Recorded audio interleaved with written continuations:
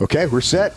We are live. All right, Let's do it. We're lacking Nick because he sent a text this morning. Well, 3 a.m. 3 a.m. He's like, "Oh, I've been hanging out with some Halo guys." It's Sunday, by the way. Yeah. So this is a weird thing for us. But So I texted him back. I'm like, "Are you talking about like Halo, like the guys are in the jump school course, or are you talking like these are gamers?" And we didn't hear back, and we started the show, and he's like, "Oh my God, I'm on my way." Maybe he was hanging out with a bunch of angels. That's possible. Literal Halo. That's possible. yeah, there you go. We forced him to sleep, and so when he gets here, we're gonna make fun of him. So today we're shooting on Sunday. I've been trying to get Dan on since we started this thing. Yeah, I think even before. Yeah, since we've been talking about it. So he's been in Arizona this whole time. So the timing just worked out perfectly where he's here. So we're shooting on Sunday.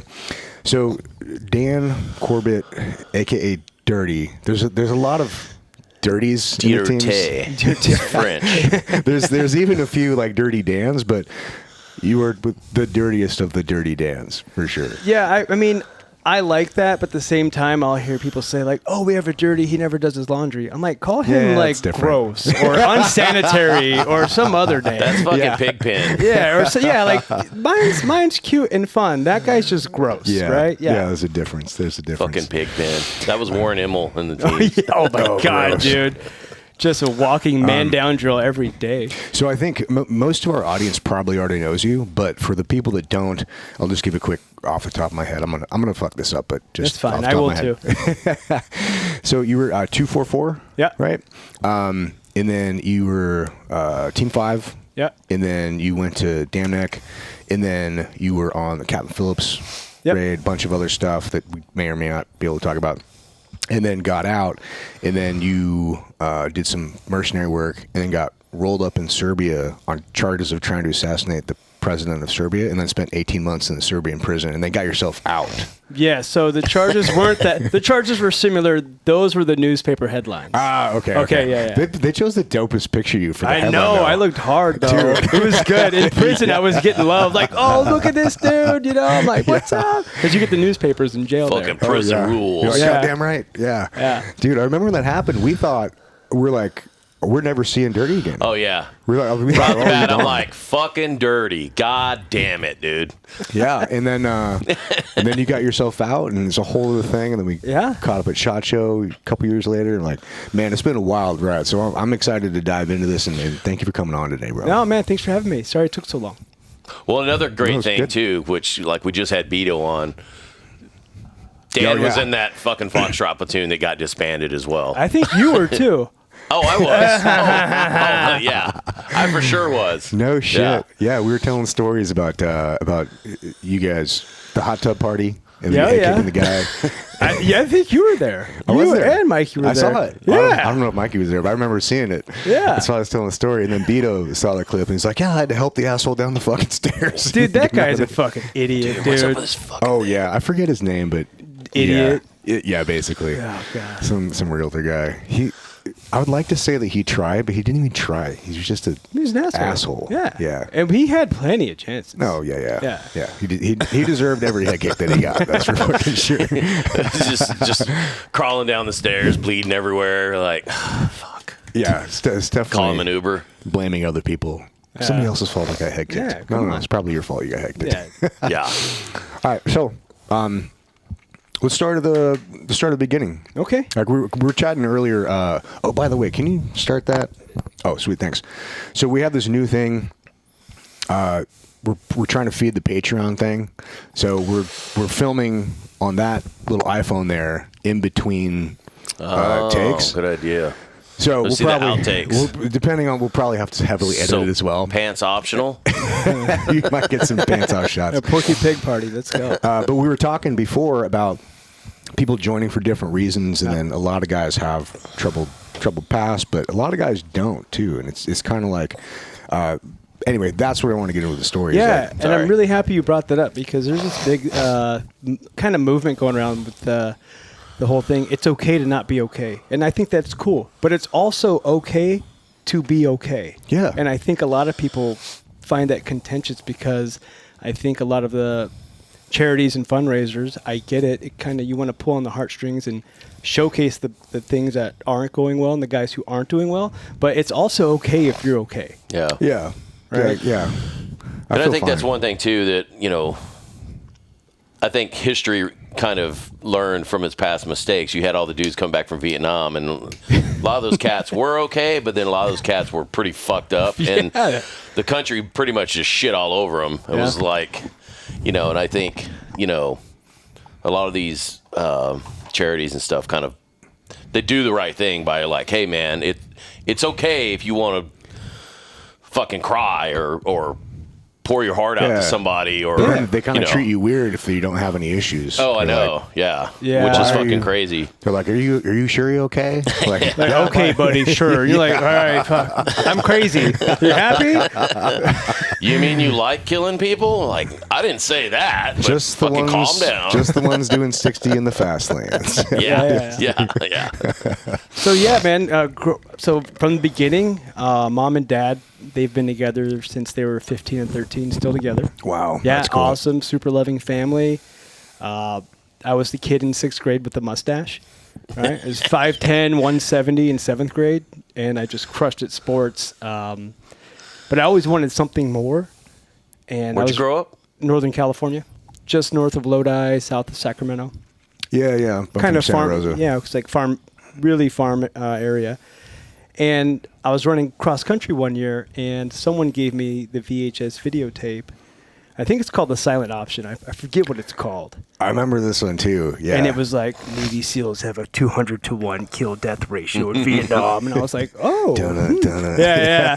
Yahtzee. And I was like, that's cool. That's cool. And then I was like, okay, what else? Like, it's the hardest training in the world. I was like, that's cool. And then they interviewed a guy. I'd really like to know who this team guy was. And he was like... That's the guy with the mustache, the curly mustache, Well, right? they had a couple guys, and they asked one dude, he had his shades on, of course, and they were like, hey, why are you guys so good? He's like, we're not that good. Everyone else just sucks. And I Oh, was that's like, Danny Carroll. okay, Danny, I knew you'd Danny, do him. wherever you are, Yeah. awesome.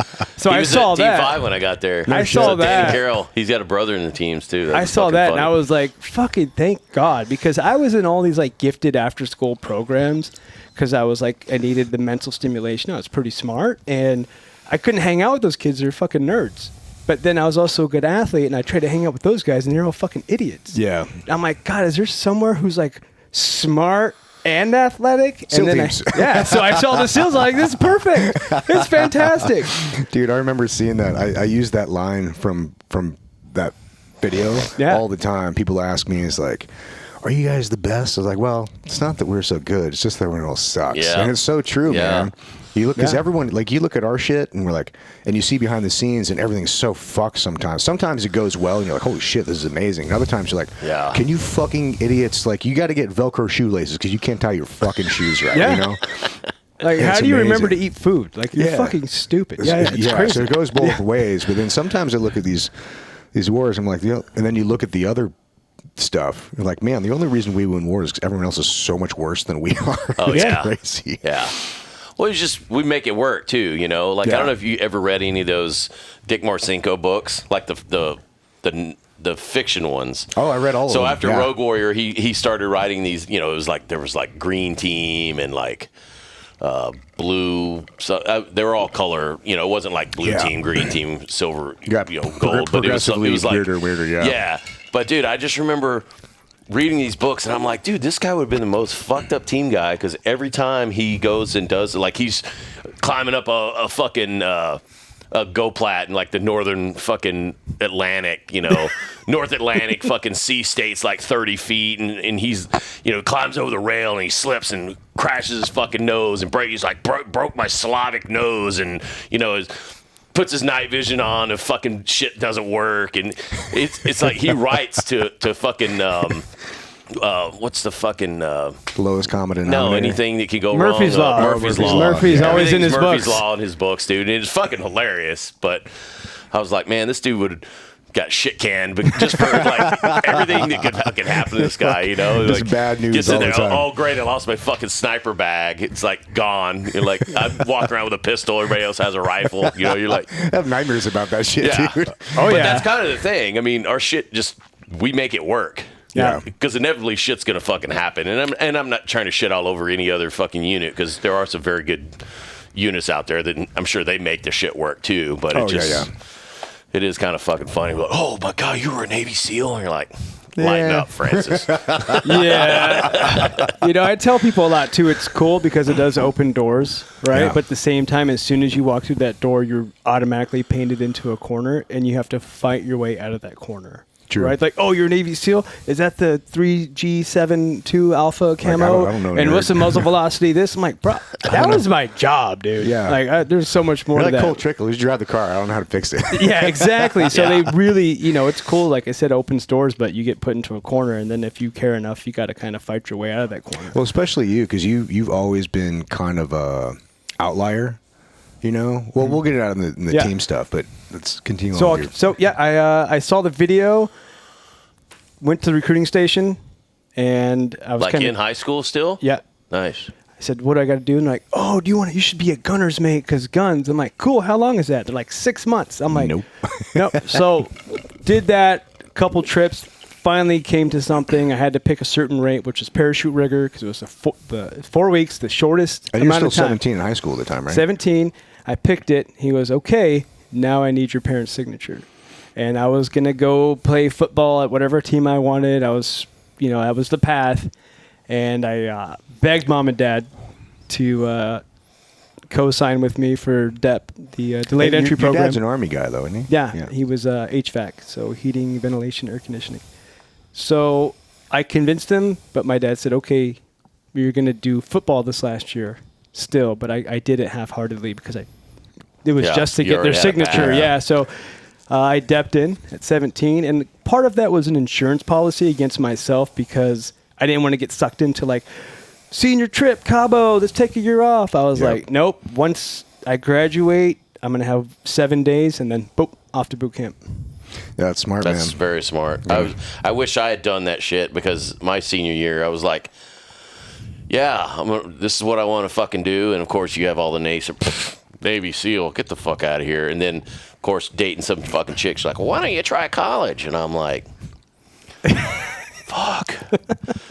Dude, go to like a semester of college, and I'm like, fuck this. I am fucking gone. I didn't even make it through the entire semester. I'm like, I'm getting the fuck out of here. Yeah, I joined in October. Fast, dude. I'm like, yeah, I mean, I have people reach out to me like, hey, I know so-and-so is a good kid. Can you hop on a Zoom with him? He's like, he wants to be a SEAL. And I'll be like, what's up, kid?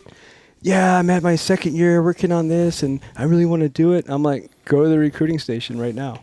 Well, and I'm like, no, you just all want to right, talk nice about to meet it. you. Click. Yeah. Like, if you're going to do it, do it. yeah. Yeah, I've been on this Reddit forum lately, just Jesus. fucking around because in my 10 seconds of free time that I have. Well, part of it too is like trying to like give back. That's part of what the podcast is, but not that I'm a fucking big altruist, but selfishly I want to give back and share this conversation. But a lot of these guys just hit me up and they're like, I want to go to Bud's and all this stuff. I'm like, cool. Like, come to the gym. I'm not going to go get fucking wet and sandy with you. I'm not going to run. I'm not going to do cardio. But we can do some bro lifts or something and chat about it. And these guys are like, oh, yeah, I'm with my girlfriend right now. I'm like, what the fuck? Well, you can't take her with you, bro. Yeah. I'm like, dude, I want to kind of tell them, like, bro, this is a unique opportunity.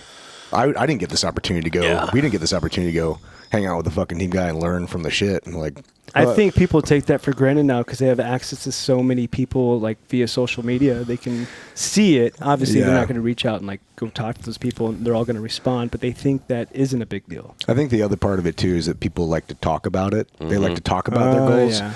Very different set of people that like to actually take action towards their goals. Yeah, one's very easy and one is very One's way hard. harder. Yeah.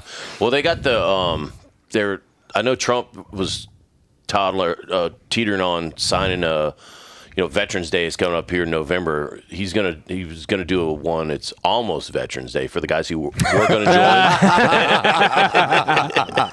That's awesome. Yeah. Dude, you hear that shit? Yeah, man. I was gonna join, but fuck, man. I couldn't take some dude fucking in there yelling in my face, man. I fucking pop him, man. Yeah. They're like, Get the fuck out of here. Like, okay, bro. Meanwhile, I was getting yelled at like some 22-year-old at the gas station. Okay, yes, sorry. Yeah, totally. Make my coffee. Sir, yes, sir. Yeah, so I graduated high school, boom, went straight into boot camp. That's when I got, they showed the video, who wants to do it. I already had it in my contract. I got a chance. Still pretty nervous, right? Because, 88% attrition rate. And then you go there, and then you see the guys who are trying out, and you're like, oh, that's why there's a high attrition rate. The guy doing like 5.5 pull-ups. I'm like, oh, okay. So, confidence goes up a little bit. Finished boot camp, and then I got orders to PR school, parachute rigger school in Pensacola, Florida. And I thought, oh, Florida, all of Florida is Miami. Because I'd never been. Except for Pensacola. Redneck Riviera. That's our own too for aviation ordnancemen, yeah. Yeah, so I went down there, and then I saw the guys that, again, were going to get orders, and then confidence went up higher, right? I was like, oh, you guys are fucking not even close to being ready. Did my 4 weeks there, and then checked into buds. Nothing crazy there. Got lucky in the sense that I didn't get hurt. Very humbled because I was always a good runner, but then my first run in buds, I was in the lower third, but I was the front portion of the last third of the group. We had 244 kids in inbox. God damn. And That's I'm a big class, man. And I'm like, dude, I'm a good run. I'm going to fail this run. And then we finished. It's Joe Hildebrand, dudes who were. Well, everybody's a bad runner compared to Joe. My class had he's got a half a leg and he's still that motherfucker got blown the fuck up. Yeah. I mean, this was pre-blow up, but he was on the Navy triathlon team. There was dudes that were on Stanford cross country team, and I was like, oh yeah, I'm not the big fish in the little pond anymore. There's some ballers here, and I passed just fine. But I was like, that's when I got back to being humbled again. I was like, okay, I'm where I'm supposed to be. Yeah. Yeah, I was that guy that could barely do 5.5 pull-ups. I think I got what was the limit of the time? It was you had to do 9. I think I failed the first time doing pull-ups in boot camp. I had to go back and redo it. Yeah. Pull-ups is weird though. Pull-ups is very much more technique than you would think. I was never a strong kid. I'm 47 now. I'm way stronger than I was when I was fucking 19 or whatever it was. Yeah. Old man strength, bro. For sure. Sorry. That was the thing I worked on like a motherfucker because I couldn't do fucking pull up one, getting ready to go to boot camp. And I'm like, I just started running my ass off and fucking doing push-ups, pull-ups, sit-ups, the whole fucking thing. And by the time I was in boot camp, I could actually do fucking pull-ups. So that was good. But yeah, it's fucking weird, getting that first one and you've never done a fucking pull-up before in your fucking life. Obviously being in the gym doing fucking lat pull-downs is a little bit different than doing fucking pull-ups. So. I mean, the first time I tried, I got 3. I'm like, this is going to be a long fucking road, bro. It's going to be a short trip. Well, especially team 1, when you check in, you're in your fucking blues and attention on the quarterdeck, new check-in, fucking team recruit, whatever. And I go out there and it's a 20 pull-up challenge. And I got wet every fucking every pull-up chow PT. I was wet on the island. I still could never fucking do it. I remember failing in front of everybody in these 20 pull-ups. I'm like, fuck this shit. I'm going to get good at pull-ups. So I ended up getting up to I think the most I ever did was 30 or 32.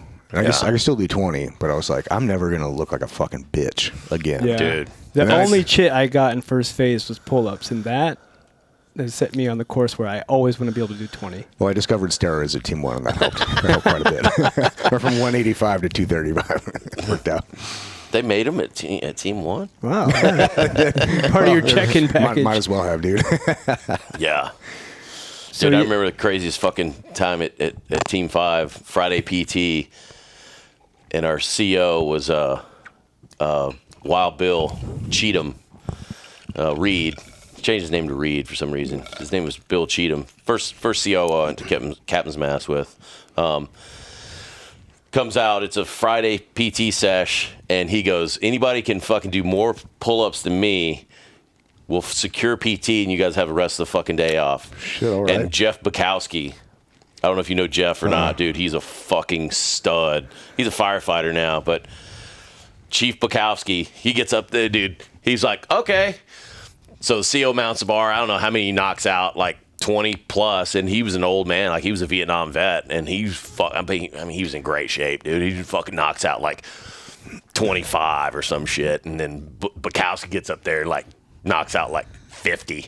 Damn. Dead hang, just Hoi! Dude, you get some crazy athletes in the team. Yeah, weirdo. Weirdo freak shit. Tom Giamara? Yeah. Dude, he's built like a fucking fire hydrant. I think he would knock out like 40, 45 just randomly. Yeah. And just hang for one arm. Like, he's a beast, dude. Hey, what's up, Nick? Hey. Welcome to the show. So we got to bet, was it Halo students or was it gamers that you were playing with? Ah, that would explain it. The gamers don't party that hard. What up, dog? All right, Nick, I'm Dan, back. Dan, Nick. What's up, buddy? Nice Pleasure, to meet you. man. All right, so we're still in the intro. I figured. Yeah. I took the race car. Definitely should have gotten pulled over. Perfect. All right, we're here. We're here. Yeah. So we're at we're You're still buds. in buds, yeah. Just got written up for not being able to do pull-ups. Yep. I think Scotty Walker was my proctor. Oh, right on. He was like going through a divorce and would just stay late and just beat the shit. He's supposed to protect you, I think. Your proctor, Yeah. but he gave us extra love. Awesome though. So got through buds, didn't get rolled, all the good stuff. Went through SQT, and when you graduate SQT, you get to put your name like your dream team list. And I'm from California, so I'm like 5. 3, 1, whatever, and I got Team 5, and I was like, thank goodness. Go through SQT, everything's fine, and then I check in, and I think Kevin was the first guy I met, and Set you on the right path. yeah, well, he was like in a classroom or something, pulls me outside, and he's like, "How much do you weigh?" And I was like, $170. He's like, "All right, you got 6 months to weigh 200 pounds." And I was like, "Roger that." Straight to Mexico. Yeah, so You got 6 months, you gained 30 pounds. and it was crazy because it was him, Tage, Cake, Dog. Like everyone was huge. So I was like, those are some beasts. That was a dude. good fucking platoon. That was man. they just were on the last monsters. They were fucking monsters. So I Yeah, was like, well, especially Cake, dude. He was like, I remember because we were in buds at the same time. Cake's one of those people that's not even fair. He's just a freak, dude. Dude, I saw him. Yeah. He ripped a fucking tree out of the ground one time. Yeah, when Just him ripped and the fucking Treskin thing going out, crazy. Ripped the thing out of the ground. Yeah. I'm like, God dang, bro. Oh, fight that guy. Yeah. So and you know what? It was perfect for me to be in that platoon because it was awesome, and we went hard, and then we went too hard, and then we couldn't be anymore. And then I got put with different leadership, and it kind of wasn't the same thing. But I got to see what the right thing is for the type of people you want. And I always want to have someone on my team that I'd have to reel in versus having to encourage them. Yeah. Right. Yeah, And that's a I good way don't to put think it. I have no doubt in my mind that any of us, and I've worked with guys since, I would ever have to be like, "Hey man, I need you to put down covering fire while I go do this." It'd be like, "Hey, don't get killed on my behalf," right?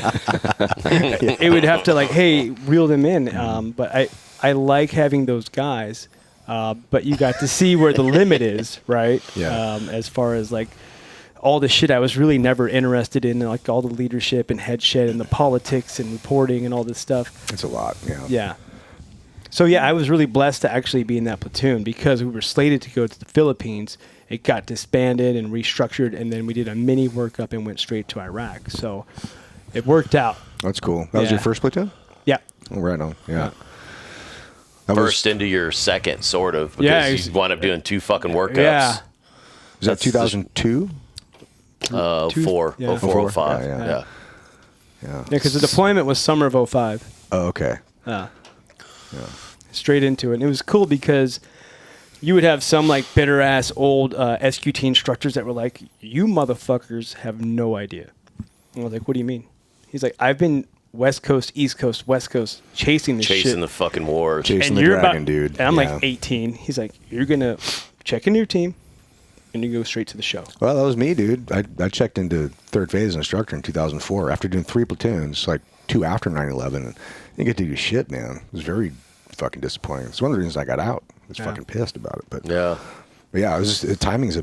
Dude, timing's right a real place, thing, right man. time. It's fucking crazy. And I've been super, super lucky. I think my first deployment we had like 100 DAs. Oh, shit.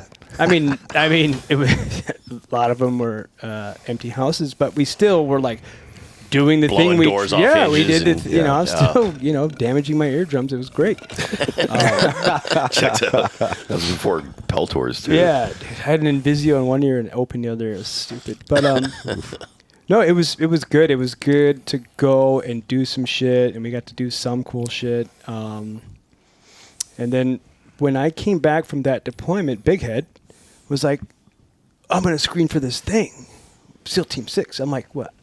I didn't really know what it was, and I think there was some guys at Team 5 that did, and when I asked them about it, they were like, "Fuck that place," and I found out they screened and didn't get picked up. Right? There was like, of course. Ex-girlfriend syndrome. Exactly, and I was like, Fuck that whore. yeah, exactly. And I was like, "What is it?" And then the Master Chief came and talked to me. He's like, "I really think you should do this," and I only did it because Big Head was going to do it, and It's different on the West Coast, man, because, I mean, there's so much other shit to do on the West Coast. It's cool, but I don't know. I was never tempted to go because I like being on the West Coast, man. Yeah, funny story. On the flight back from my first deployment, I was on a plane because we had some weird. They let you guys fly on planes? Yeah, on the wings, like a little gremlin. No, we had to fly Calm Air from Virginia back to San Diego, and I sat next to a Green Team cadre, and he was like, "Why aren't guys screening?" I'm like, "I was just in Iraq. Yeah. I live in San Diego, and at that time you had to PCS before you started Green Team." Oh, Yeah. it's So already if something a full happened, commitment. you're You're checking stuck on- into you're like stuck on the comm East Coast, school man. Yeah. or static line jump master school, Yep. and you're in Virginia. It's a big risk. And Right? and you were like obla serving. So, because I know dudes that did that shit, and they were literally kind of, if you didn't make your green team, they're like, dude, you're not getting sent back to the West Coast. No. You're going to go to probably an East 2 or Coast 4 or fucking something, team. dude. Yep. Yeah. You go to East Coast team, or maybe you get shore duty or some shit, depending on how long. And that shit too, man, from what I understand, I was at 1, but from what I understand, 2 is kind of like the East Coast version of 1. But Yeah. West Coast, it sucks. You're doing all this fucking PT and it's annoying, but at least you're not breaking ice to go fucking swim at 6:30 in the morning, Like, oh, fuck that, dude. Yeah, so then he said, "Hey, we're actually changing it now. We're going to let guys TDY the whole Oh, wow. green team." Oh, shit. So I'll get to it. So it was more enticing for guys Yeah, I to bet. go to TDY, make money, and if not, you go back to your home command, right? For me, it would be SEAL Team 5. So I said, okay. Screening came up, made a bunch of guys screen. I did my whole packet. They ask you 1,000 different ways if you're going to kill yourself, right? The psych test, whatever. And I think me and one other guy got like the immediately after, because usually you have to wait. And I was like, "Hey, you're going to Green Team class." I was like, "Okay." And then that next deployment, it was to the Philippines with Team 5, which was awesome. I was out in Holo at a little terrorist island, and I spoke some Tagalog, and I was just running around like fighting roosters and intermingling with the Where'd bad you guys. learn Tagalog at? I did a language lab. Oh, that's right. Yeah. Your language is your thing, though. Yeah. You got a lot of languages. Yeah, not a lot, a couple. Well, it's more than me. I can barely order tacos, bro. Yeah. So I spoke some Tagalog. I was running with cash. I was buying roosters. I was going to cockfights, kind of like meeting the bad guys there. It was Abu Sayyaf and MNLF. It was cool. And then, I just trained. In the Was that jungle. a sanction thing? You're just doing that on your off time? Or Well, just I was kinda helping fucking out around? doing ASOT stuff. So ASO, I was like, yeah. hey, this is what I need to do. And they said, okay, here's money. Here's some money. And I was just out Get buying them chickens. buying $2,000 fighting. Did you ever fighting through the roosters. course, or they were just using you to like? Well, I was the speaker, and Big Head had just done level 2, and they're like, "You guys team up." I was like, "Okay, Cool. yeah, it was great." So I was running. I had a pierced eyebrow. I had my knuckle tats. I had roosters. Dude, it was great. It was great, man. That's right. And then Chief Eric Burt, he pulled me off of Holo. He's like, "Dirty, I had to get you out of there because." I had a full beard. I had a pierced eyebrow. I was like speaking to God. I have all these roosters and Getting shit. too deep, bro. Dude, he's like, I think you were just gonna kill someone to see if you could. You're going too full. And I was full like, full yeah, Colonel probably. Kurtz on there, dude. Yeah, you need to come back. I need you to come back. Thanks. So I came back to reality, and then I just hung out at the Shangri-La in Cebu at the hotel, chilling, working out, and then I got back and went straight to Green Team. Thank you, sir. That's cool, man. Yeah, Yeah. How was your green team experience? it was weird. It was like really like posturing and egos, which is fine. right? Whatever. I'm a team guy. I'm like, we need to fight. I'll fight you. I don't give a fuck. Yeah, I was like, whatever. But there was like, the cadre there was very much like, this is the place. You're fucking stupid. You've done nothing. Which would make sense for them because they've been at the command for a while. So their experience in the white side teams was probably like if you did the one mission in Kosovo or if you did the one GoPlat that one time, they kind of forgot that like guys were just fucking blasting dudes on the white side. Mm-hmm. So they're like, here we shoot people. I'm like, yeah, no shit. That's why you have guns. Like we've had guns too. Like, what do you think we do, right? Yeah. So like that was kind of like yucky to me. I was like, he doesn't stop. Yeah. We're all tough guys here. Stop. Everyone here has a trident.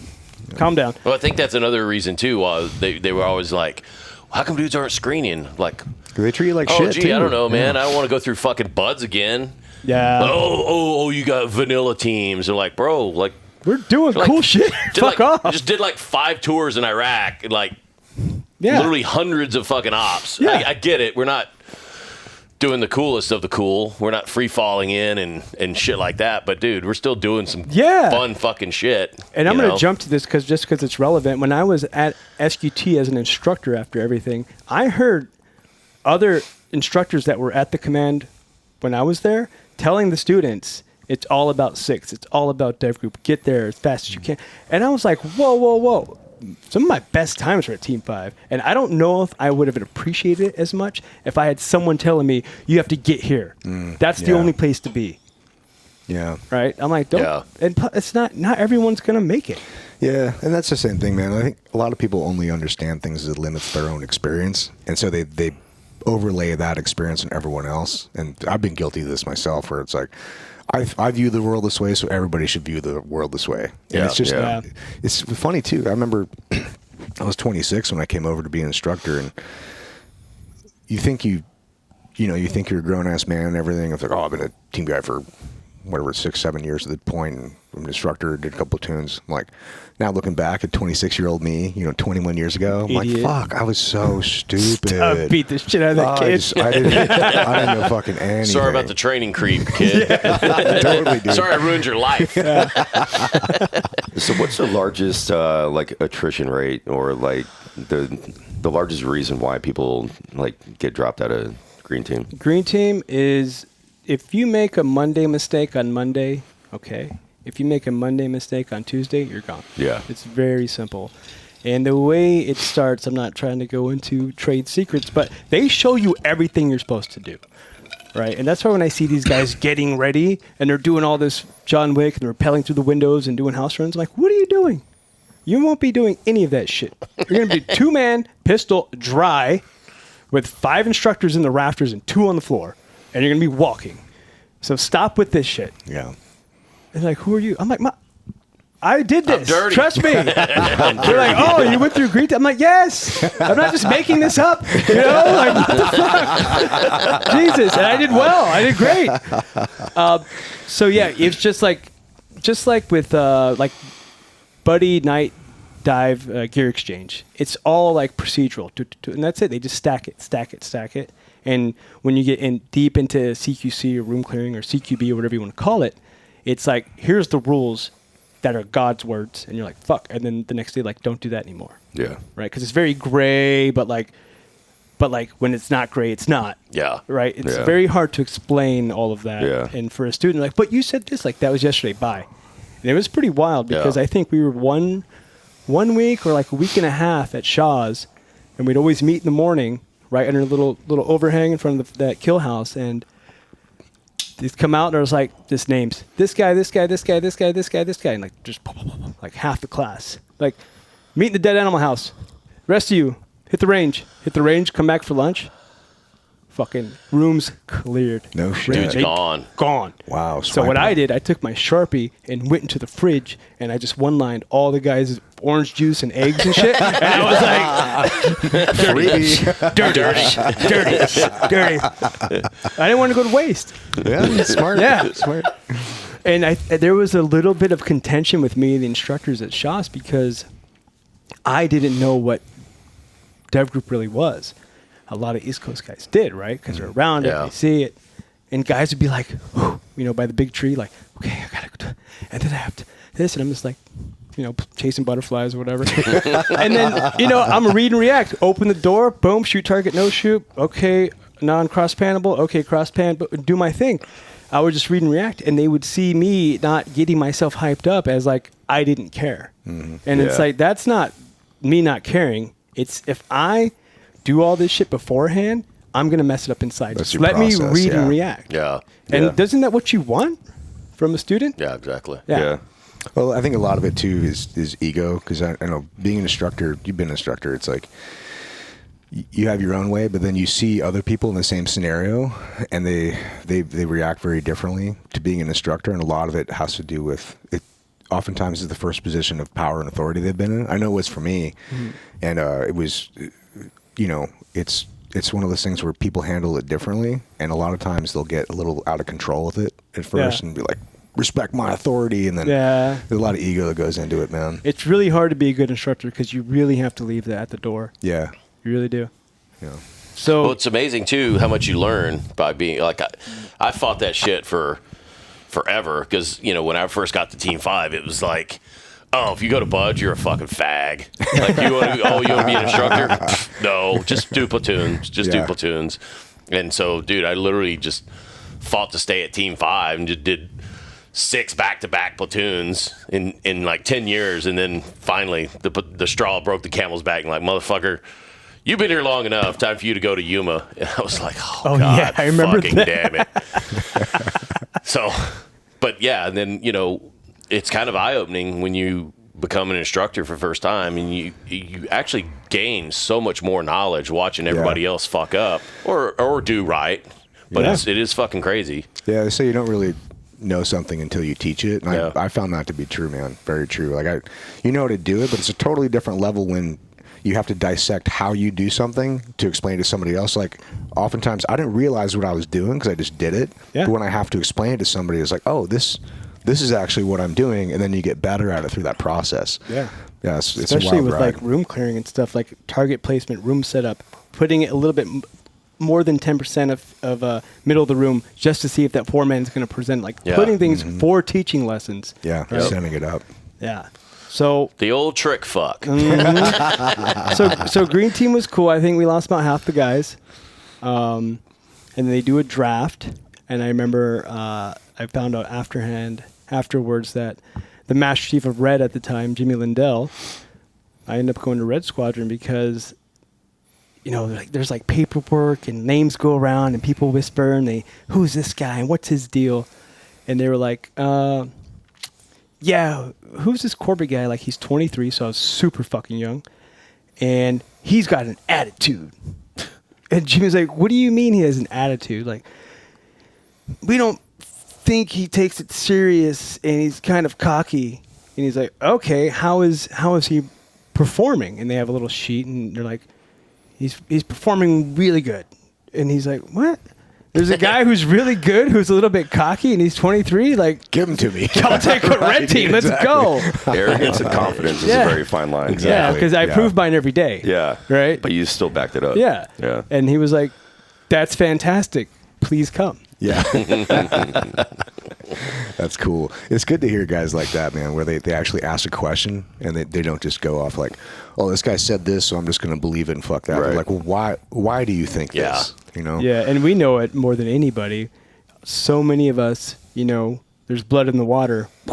Oh, yeah. Oh, that guy sucks. Well, because he said he sucks, so I think he sucks. And you find out, like, shit, we fucking eat our young, man. Yeah, for sure. Yeah, it's bad. Cannibalistic as fuck. Mm-hmm. Yeah. Now, do you guys have any, I guess, option or preference on what squadron you go to? Fuck no. No. It's a full-on draft. Yeah. Yeah.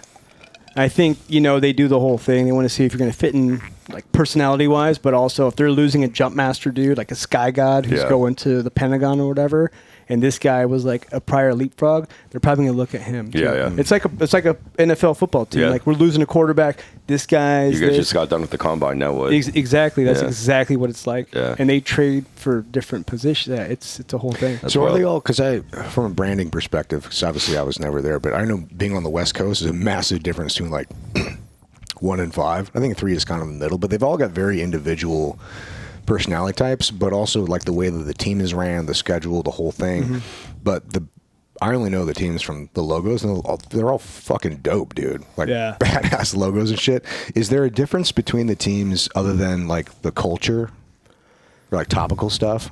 I mean, you know, a lot of people who are civilians always ask, like, what's this team's specialty? I'm like, it's a rotation after Force 21. Yeah. They're like, it's just a rotation now. Everyone kind of, I think Team 4 still is like the South America platoon if they need it. That's very specialized, though. Yeah, and it's like, so no, there's no real difference, and it's kind of the flavor of the head shed, right? Like, I'm sure Team 5 wasn't what it was when we were there. Maybe it's No Fun 5, right? I don't know, instead of No Fun 1. Yeah, it takes on the presence of like your head shed. I mean, if you got a fucking CO who's like a fucking hard ass, I mean, in like those conversations we had with Tom Dietz. Yeah. You know, when he rolled in and was like, yeah, we're not showing up at 7:30 anymore, and everybody's like, what? Like, no more quarters at 7:30? Like, no, PT on your own. We're going to have fucking quarters at 9 o'clock. And everybody was like, other teams were like, dude, what the fuck is going on? Was that at 5? Yeah, because I remember that. It was like PT muster at 10. I was like, thank God, this is fucking awesome. Yeah, it was cool we had him on, too. I was just reviewing that yesterday to get the episode ready. And I didn't know the reasons why. Because I was at 1 at the time, and I heard, oh, these guys are mustering late and doing volleyball. I'm like, bro, this sounds awesome. But then he explained the reason why. Is like, because you want to give guys that have families and kids. There's a massive burnout because you're so like just massively overwhelming your life with team guy shit. Yeah. We had a little technical difficulty. It was not plugged in. We ran out of batteries. Shocker. Yeah, but go back to what we were talking about. The cool thing about Dietz is, dude, he had a fix and he could articulate it to like the Commodores, and because obviously anybody that's been on dudes on the West Coast, you have a CO, but ultimately everybody's reporting to the fucking Commodore, and so you don't like what the fuck's going on, then your life's gonna get fucking hard real fucking quick. So the good thing about Dietz was he was a fucking stud, and he had a great reputation coming in as the CO. You know, was the XO, and then fleets up to the CO, and now he's like, dude, this is fucking dumb. First of all, fighting fucking traffic coming across the bridge, trying to get in here at fucking all hours of the fucking morning. You know, now there's 4 teams. Well, I don't even know if 7 was. Yeah, 7 was around then because they came in like 2001. But you know, it's like, dude, we have like literally waiting for 20 minutes just to get on fucking base. Yeah, extra bullshit, like, dude. Like that's one less team. That's 150 motherfuckers now that aren't fighting for getting on base and all that other bullshit. And, smart move. And man, you're giving kids with or parents with kids, like, hey, get a little more extra time, and the dudes like us didn't have kids. They're like, hey, I get an extra hour and a half of sleep and recover from my hangover before I roll in fucking PT. But to answer your question, the flavors when I went there, it was again getting lucky to be at the right place. I was definitely supposed to be in Kevin's platoon, my first platoon, and then when I checked into Red Squadron, Red was like, all the dudes was like fucking neck tats, like choppers and shit. And I was like, fuck yeah. And then I think Blue was a little bit more serious. And then Gold seemed like just super laid back. But then you would see how they really were when you'd get the big budget for like your pro dev trips. And when I was at Red, dude, I swear to God, we would punish ourselves. We would charter a plane and jump at Marana like it was Green Team. At Marana? We would wake up at 1:30 in the morning for our first night jump. Full combat equipment, hey ho. Keep doing that until like 3:30 p.m. Rinse, repeat for a month. Wow. Or like 3 weeks or whatever. That was our like fun trip. And I was like, bro, this fucking brutal. And then I'm like, my buddies over at Balloon, like, what are you guys doing? Like, oh, we're gonna do a terrain assessment trip. I'm like, what? We're gonna go climb Mount Kilimanjaro in have all of our, they got sounds way more Gucci fun, gear. And then Gold's like, we're doing a breaching trip. And I'm like, that's kind of boring. They're like, in Thailand. And I was like, come on, man. Do we have pet billets within the squadrons? Like, geez. Oh, shit. I'm over there like trying not to burn in 4 times a day in the middle of the night. And these guys are out Yeah, oh shit. doing dude. whatever. Who knows? So that was the culture when I was there. That's cool. And I got super lucky. Got to do the strike force deployments and go fucking just stack dudes. And it was that just was the flavor. And at that time, we had always deployed to Afghanistan like around April. So like when all the snow was melting and all the little bad guys were all fired up, you know, for their Arab Spring, and they're like, "Let's fucking go, Dude, that's exactly what it is, Arab Spring. Yeah, and we would You're throw, like, "Here we go." would throw down, we would stack bodies, and our Master Chief Lindell like had a count, and this wasn't by cast, this was by 5.56, and whatever the MP7 shoots. It was like 4.6. yeah, so he was just like 4.7. tally, 4.7, tally. So we were getting it on. And then some of the squadrons were like, okay, this is kind of bullshit. Because we're gone during Christmas and we're not shooting anybody. Red's shooting everybody. They're home for the holidays. Like, this is getting fucking bullshit. This is bullshit, dude. And we're like, what? It's great. We don't think we should change a thing.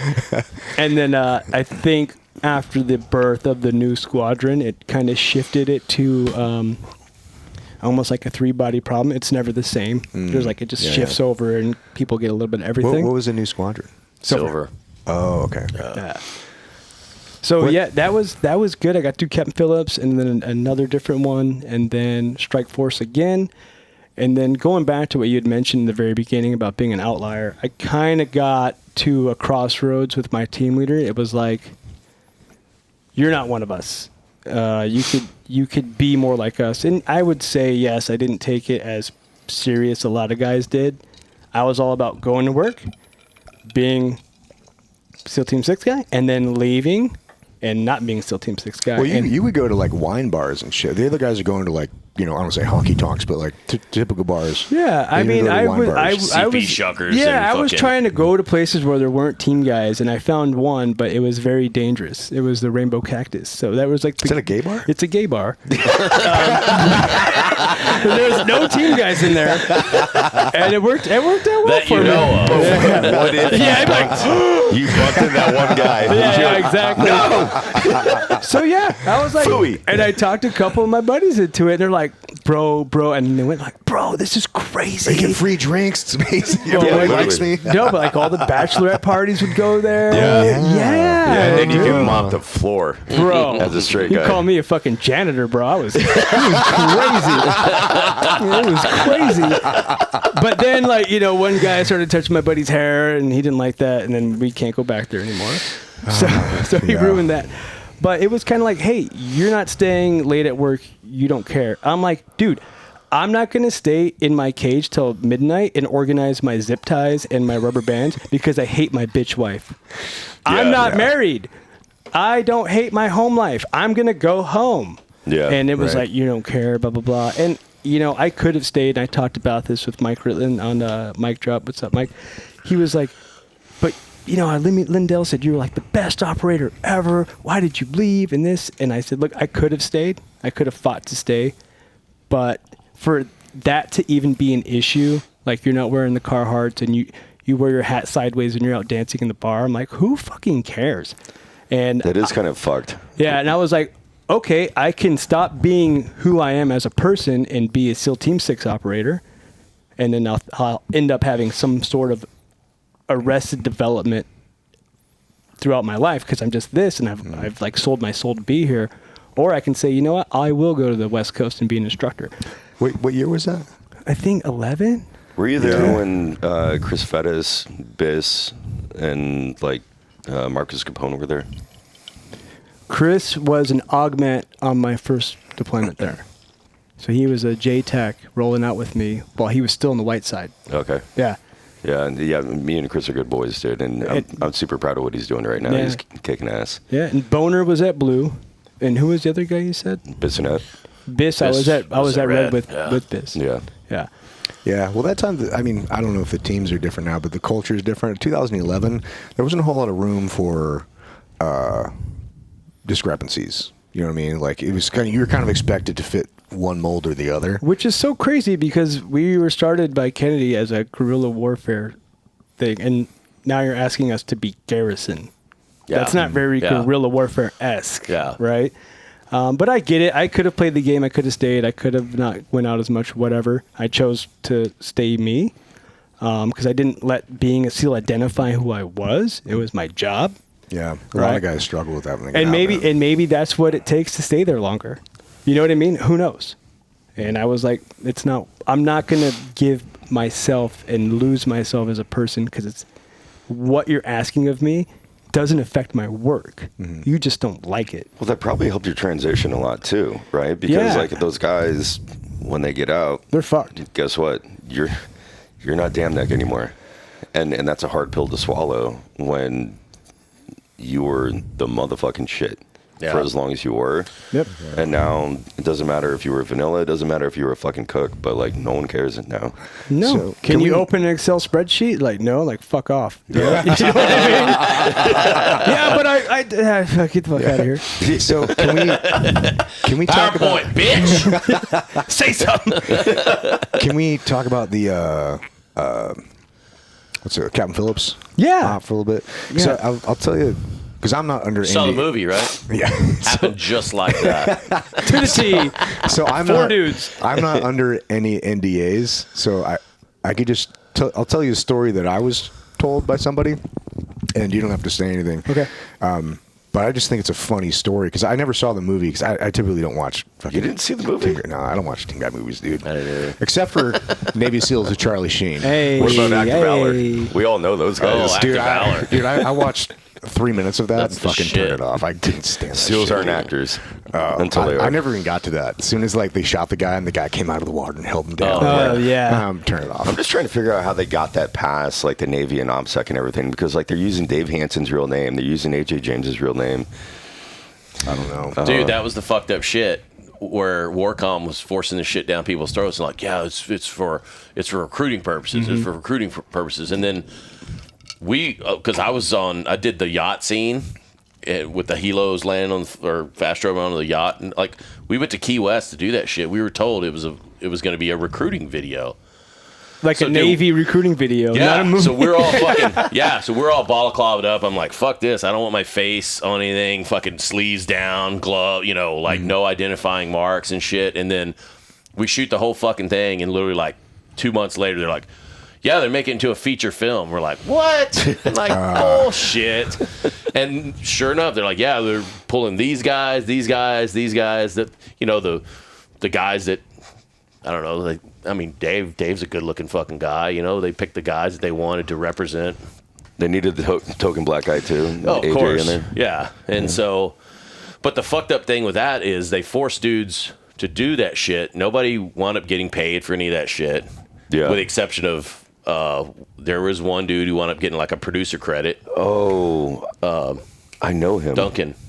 Yeah, Duncan. And, but the fucked up thing about that too is going forward, now they put the kibosh on dudes branching out like Jimmy Lindell and fucking dudes like that who were doing the video game stuff and like me working with Harry Humphreys. They were like, nope, no more active duty guys are gonna go do fucking movie shit. And you're like, what the fuck, dude? Bissonette did the whole Call of Duty thing and ended up getting in a shit ton of trouble. Biss. Jimmy, bunch of dudes are red. Bunch of dudes got fucking. Yeah, I heard. They basically forced retired fucking Jimmy, which is insane. Yeah, big Navy trying to put the cat back in the bag, man. Yeah, everybody knew. Yeah, everybody knew that was fucking bullshit. Like, dude, you just forced like 60 fucking dudes to like do this movie right for free. But not consulted on a video game as P&G. No, absolutely no fucking compensation to those guys. Yeah. Sounds like the Navy. All right, so Captain Phillips. That's about right. I want to hear this. Yeah, so tell me the story you heard. Yeah, so I don't want to, and we'll cut out whatever we need to, but and I don't want to put you in a bad spot, so just correct me if I'm wrong, or don't correct me if I'm right. I don't know, whatever. I don't know, however you want. But I just thought it was a funny fucking story because I never saw the movie, but I heard the way it played out was like dudes in the fantail, and they're timing it, and they got the shots through the window, and they take it, which as somebody's familiar with guns, like shooting through a fucking plexiglass thing. I'm like, you got massive deflection. Like, good fucking luck shooting that with like counting on the guy's life. Pick a bigger round. It just seemed like that didn't seem accurate. I don't know, maybe it was, but the story that I got was that they you guys dropped in. They were towing the boat behind. And they had a side boat that would go and run up and check on these guys. And after a while, like, dudes are getting hungry, and they go up and they not built a rapport, but there was expected, like, every half hour or so the guys would go check on them. And so the guys wouldn't be all, like, guns up all the time. And so they went back and checked, and they were like, hey, the guys are still in the fantail, like, ready to go. And so, like, how the fuck are we going to get these guys to all poke their heads up at once? So the guys are getting hungry. So the guys like came back and like, hold on, we'll get you guys something. So they come back. Pork MRE. I did that so many times. So they come Here, back. eat this. So they come back with the boat and like, hey, who wants some sandwiches? And all dudes poke their heads up and then get fucking blasted. I heard that's the way it went down, but I don't know. I wasn't on the fantail, so I don't know. All right. I was staging to do something way cooler that never happened. We were going to do an OTB, hide in the bushes, because they wanted to be towed back to their pirate camp. Well, they have no nav. So we're like, here's your pirate camp. And we'd be like, hey, what's up, Pap? And that didn't happen. Assalamu alaikum. Plan C. Yeah. Yeah, I also heard a story which it seemed kind of wild that somebody slide for life down the tow rope. That happened. No shit. A real combat slide for life. No shit. No shit. That's badass. What is slide for life? So you've seen the O course? Yeah. So it's this big, long bow line, basically. It's like 3 inches, a big ass thing. So you lay on it, essentially, so you don't have to use your grip strength. You lay on it, and you ride the top of it, and you just pull yourself along. Is that where you hook like 1 foot over? Yeah, and like pull full yourself on down? commando, badass, take a picture. Yeah. Yeah. Pretty badass Take a shit. picture. Yeah. Like you think, you'll never do this, but it's kind of cool. Right? Yeah, and and then somebody- one that's guy badass. did it. One guy See, gets to do it. Yeah. That sounded so crazy. I was like, there's no way that's real. Fuck, that's badass. Yeah, with dude. his MP7. No shit. Yeah. That's so gangster, So dude. sick. Yeah. And then Mayor said, hey, we're missing 30K. The shipping company was like, there's 30K missing from the Alabama. And we're like, what the fuck? We weren't even on the Alabama. Fuck you. They tried to investigate us. A simple thank you would have been nice. Yeah, we saved no your shit. dude. Shut up. Like, what's their insurance premium on that? It's got to be God. millions. Like, 30K. worried about 30 30K. is 29K. Oh my god. like, you Well, better- and in the movie, he gave him the code to the safe with the 30K in it, and he's like, "Just take it and leave us alone." Yeah. Well, apparently that was us, they think. I don't know. Stupid. He goes in there just. So what'd you do with the money? Yeah. Thailand, baby. Yeah.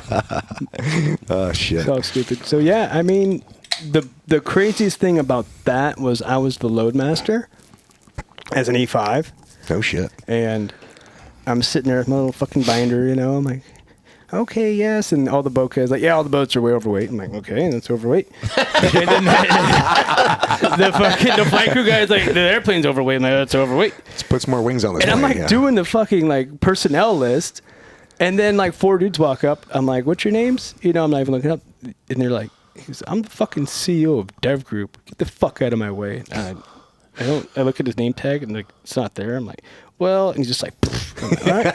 So like, manifest. I just like threw my fucking binder. They took up all the spare rigs and altimeter. So I was like, okay, this is how it is. Like I'm gonna tell the CEO, the master CEO, chief, XO, Master Chief, and Ops. Yeah, You're like you're not on the list. They're like, get the fuck out of the way. I'm like, okay. beat it, nerd. Yeah. I was like, all right. So everything's overweight. There's too many people. No extra rigs. What My could- job's done. What could happen? Yeah, my job is done. I'm done here. Shit. Yeah, That's hilarious. yeah. There was no stopping that. Until that plane crashes, and then they're like, Who's the God loadmaster? damn it. I told you this motherfucker didn't take his job seriously. Yeah, literally. Yeah. Yeah, that's exactly how it goes. Fuck, man. So how was that? What do you call it? Stockholm syndrome. Was that actually pretty prevalent for? Captain I wasn't Phillips? there for that. I mean, we had them and everything, but Wait, what's the Stockholm syndrome? you start to take the viewpoints of your captors Oh, so you're talking on that for him, for Captain Phillips. He Oh, starts okay. to identify with his captors. Was he there that long? I thought he was only there like 18 hours or something. No. They had him on the ship, then they put him on the lifeboat, and then he tried to, after like 3 days, he jumped and tried to swim off the lifeboat. Oh, shit. They shot in the water, and then that's when we blew out. So he was probably in, I don't know, someone's going to be like, that's wrong. But like, I think 7 to 10 days. I don't know. That's that's a while, yeah. But we had the PJs there with us. Google it. Yeah. We had the pararescue jumpers there with us that are attached, like the tier 1 dudes that attach and deploy with us. And they specialize in repatriatization and all the medical stuff. So they took them immediately. It was like, hey, like, what year is it? What day is it? What country are you from? Blah, blah, blah. 5 days. Okay. So April 8th to April 12th, 2009. That's crazy that PJs get trained in that, too. Those guys get a lot of training. Dude, I mean, I was literally with 10 of them last night, and they're fucking dialed, man. Oh, those are the PJ guys. Yeah, they were all sweet. PJ guys, and there was like 2 like Green Berets, and like all kids, but like going through the pipeline, and like they're on the very tail end of the pipeline right now. Like you're gonna get your beret. Dude, Green Berets haven't fucking been through free fall? Well, I mean, they're young Green Berets going through free fall. Oh, right on. Yeah, and it's not older guys. I mean, I was the oldest guy there. Damn. But like the level of like trauma and care and skill sets and dude, the amount of money that the Air Force fucking puts into these guys, like it's almost like damn that, like whatever you want, you get. I mean, it kind of is because we would get them and they'd be in the house with us before we deployed. Yeah, the CCTs and the CQCs. Yeah, I mean, we're doing CQC, but if I'm on a door, I'm like, hey, you're on the fucking door. I'm going to keep doing the thing. Yeah. But yeah, we had. Hold my drink, bitch. Watch this. That door pops. He kills 8 dudes. Like, fuck. Shit. But no, when Will Chesney, he was at Red. He has the book "No Ordinary Dog." Jeez, about Cairo. I was there when Cairo got shot, and Cairo saved my life. Orchard, we couldn't see. Night vision was flashing off. IR laser just bouncing off all the leaves and shit. And I'm like, fuck, and we send the dog. Cairo goes in, you see this little IR strobe, and you hear like, boom, pop, like a really weird, like gunshot.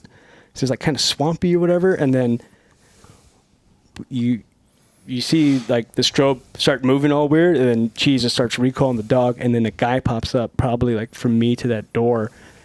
It was like a little wall here, then went down 10 feet, a little bit of river, some cattails, and back up in the orchard. And he was just on the other side. Dude pops up with an AK. I'm just like, fuck. And I just drop down. I'm just like plugging him. So I would have had no idea where that guy was. And then. Where's this? In the stand?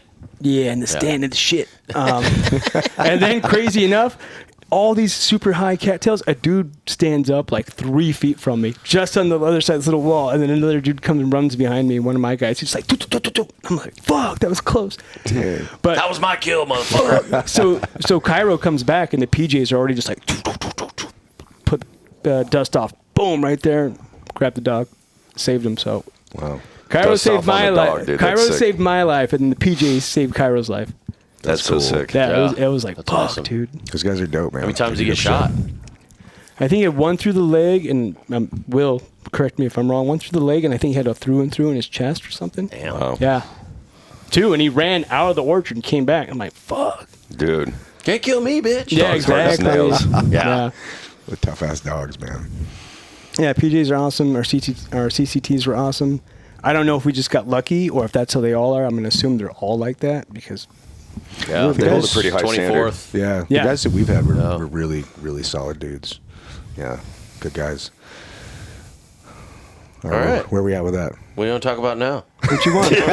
What you need from me? What you need from All me? right, so chronologically, we got we stepped back into that op, and you were just about to leave Damnick, and then you went over to SQT. Yeah, so I came over, and it was hard. But I came over, I was still wanting to run and gun, and I was asking the guys on the West Coast, like, hey, what's going on? What's going on? Oh, Dirty, come be an LPO, come do this. And I'm like, what are you guys doing? And there's a mass chief, I won't say his name.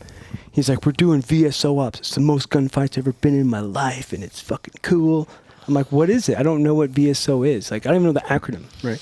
He's like, we go and hang out with the old people of the village during the middle of the day, and we give them a bunch of food and money and gas. Yeah, and then, that's a Green Beret job. And Village stabilization. And then they ambush us on the way out. I'm like, Sounds that's awesome. fucking stupid. Yeah. Right? Like, that's dumb as fuck. gay. He's like, oh, we'll get on the rooftops, put an American flag, and we got mortars and 50. I'm like, no one here's a mortarman. What do we do? There's people that are Marines and Army dudes. They go to work, and from fucking the time they check in, the time they're shooting mortars. They hang and fire. That's what they do. Why are we trying to do this? Right? I mean, that's easy for me to say because I got to go do the thing, right? At my time at 5 and over at DevGroup, but I think it's really easy for guys who've done it to be like, that's stupid, we're not doing it. If I was a 20-year-old kid first deployment and you had a leader that was like, no, this isn't worth our time, this isn't our mission, just everyone play Xbox for 6 months, it'd be really hard to keep those kids from not wanting to go out. So it's like, it's easy for me to say it's not worth it when I've already done a bunch of cool shit when I thought it was worth it or the odds were stacked in my favor because it's nighttime, we're doing a hit, we're going home versus let's just patrol the contact. I'm like, what the fuck is this? This isn't a mission. Yeah. This is we're bored, want to play cowboy. Daytime presence patrols and shit. Like, and you're like what? Yeah. No. There's a lot of that shit going on in like some of the later deployments to Iraq where Just trying kind to of the stay same busy. shit. Well, yeah, you're trying to stay employed, but at the same time, you had your higher ups are like, look, man, we can either, like you're saying, we can either create a super isolationist posture and just sit in our fucking shoes and play video games and not do shit, or you can try to get actively employed, and then you would have the dudes who had done some shit and go, dude, I'm living on fucking borrowed time right now, motherfucker. I don't want to go out and just do a fucking daytime For presence funsies. patrol. Let's just go for funsies. Yeah, go Yeah. do daytime presence patrols and hope to not get schwacked. And at the same time, it's like a 1-to-4 ratio. So you got to carry 4 fucking Jundies for every U.S. fucking Yeah, serviceman. And you're like, dude. dude, this is fucked. And like, hey, not to be knock bait. anybody Yeah. who's anyone that gave their life serving the country under any circumstance, but I couldn't go as a leadership position and do that because I'd be the cancer, right? And it would spread. And then also, I'm not going to be able to go as part of the Keiko and tell the mom like, oh, he died a hero. Like, okay, doing what? Well, walking around fuck because off. we were bored. Yeah. Literally. Like, I mean, what that was the large majority of my career, right? Yeah. Regular Army until I went to recon or whatever. But, like, what are we doing? Like, presence patrol, and then a guy steps on a pressure plate, and then there goes his kid's fucking dead. legs. And then, I mean, then we can tack on the fucking fall of Afghanistan, and now we're fucking paying the Taliban a couple $1 million a month. Yeah. I thought they were the fucking enemy. Yeah. Like, what are we doing? Exactly. And so now every Gold Star fucking family, your kid died for fucking nothing. Unless he was a savage that, jumped on a hand grenade and saved other people's lives. Yeah, but other than exactly. that, like, just walking down the street just because, fuck you. Yeah, it's hard. It's tough. Again, if I was 20 and wanted to get on, I'm like, I don't give a fuck. Let's go. So there's that. So when I came back, I talked to Big Head, who was teaching SQT, and I'm like, dude, SQT? And like, would you be willing to be a CQC instructor at SQT? I'm like, dude, yeah, that's what I do. Yeah, that's my I bread can and butter. jump and I can clear rooms. Let's go. We were instructing together. SQT's a good gig, dude. Yeah. It was fun. too good because I kind of had too much time off. But I checked in, and it was cool because I think 3 other dudes from the command had also recently checked in as CQC instructors. Yeah, it was Chuck. It was Pete Curran, Yeah. Chuck, and then Capone, Yeah, and that's then right. me, and then Ben Blankenship. Yeah. So we had a bunch of like That was a dope current crew, man. SEAL Team 6 operators teaching Dude. room clearing to students. I bet that was the sickest CQC fucking dude. pipeline. I would put any of the kids that we had at like the week 4 versus any platoon. Yeah, Because we had a blank slate and you had all DevGroup guys teaching. Dude, it was so good. Like I was just teaching the flat range. I would go up and watch, but I'm like, I'm not qualified to teach CQC at this fucking level, bro. Let's watch shit. Like, this is fucking dope, man. I mean, I was talking to Johnny Collins, and team guy through and through, but he's like, dude, I watch Dev like do their shit, and then I realize I'm a faggot.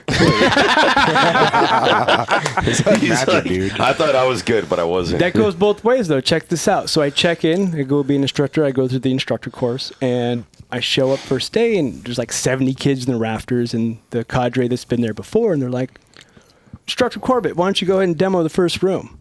I'm like, shit. You know what I mean? We're dry, we're outside the door. We pop the door, I just make entry, pop, pop, pop, boom.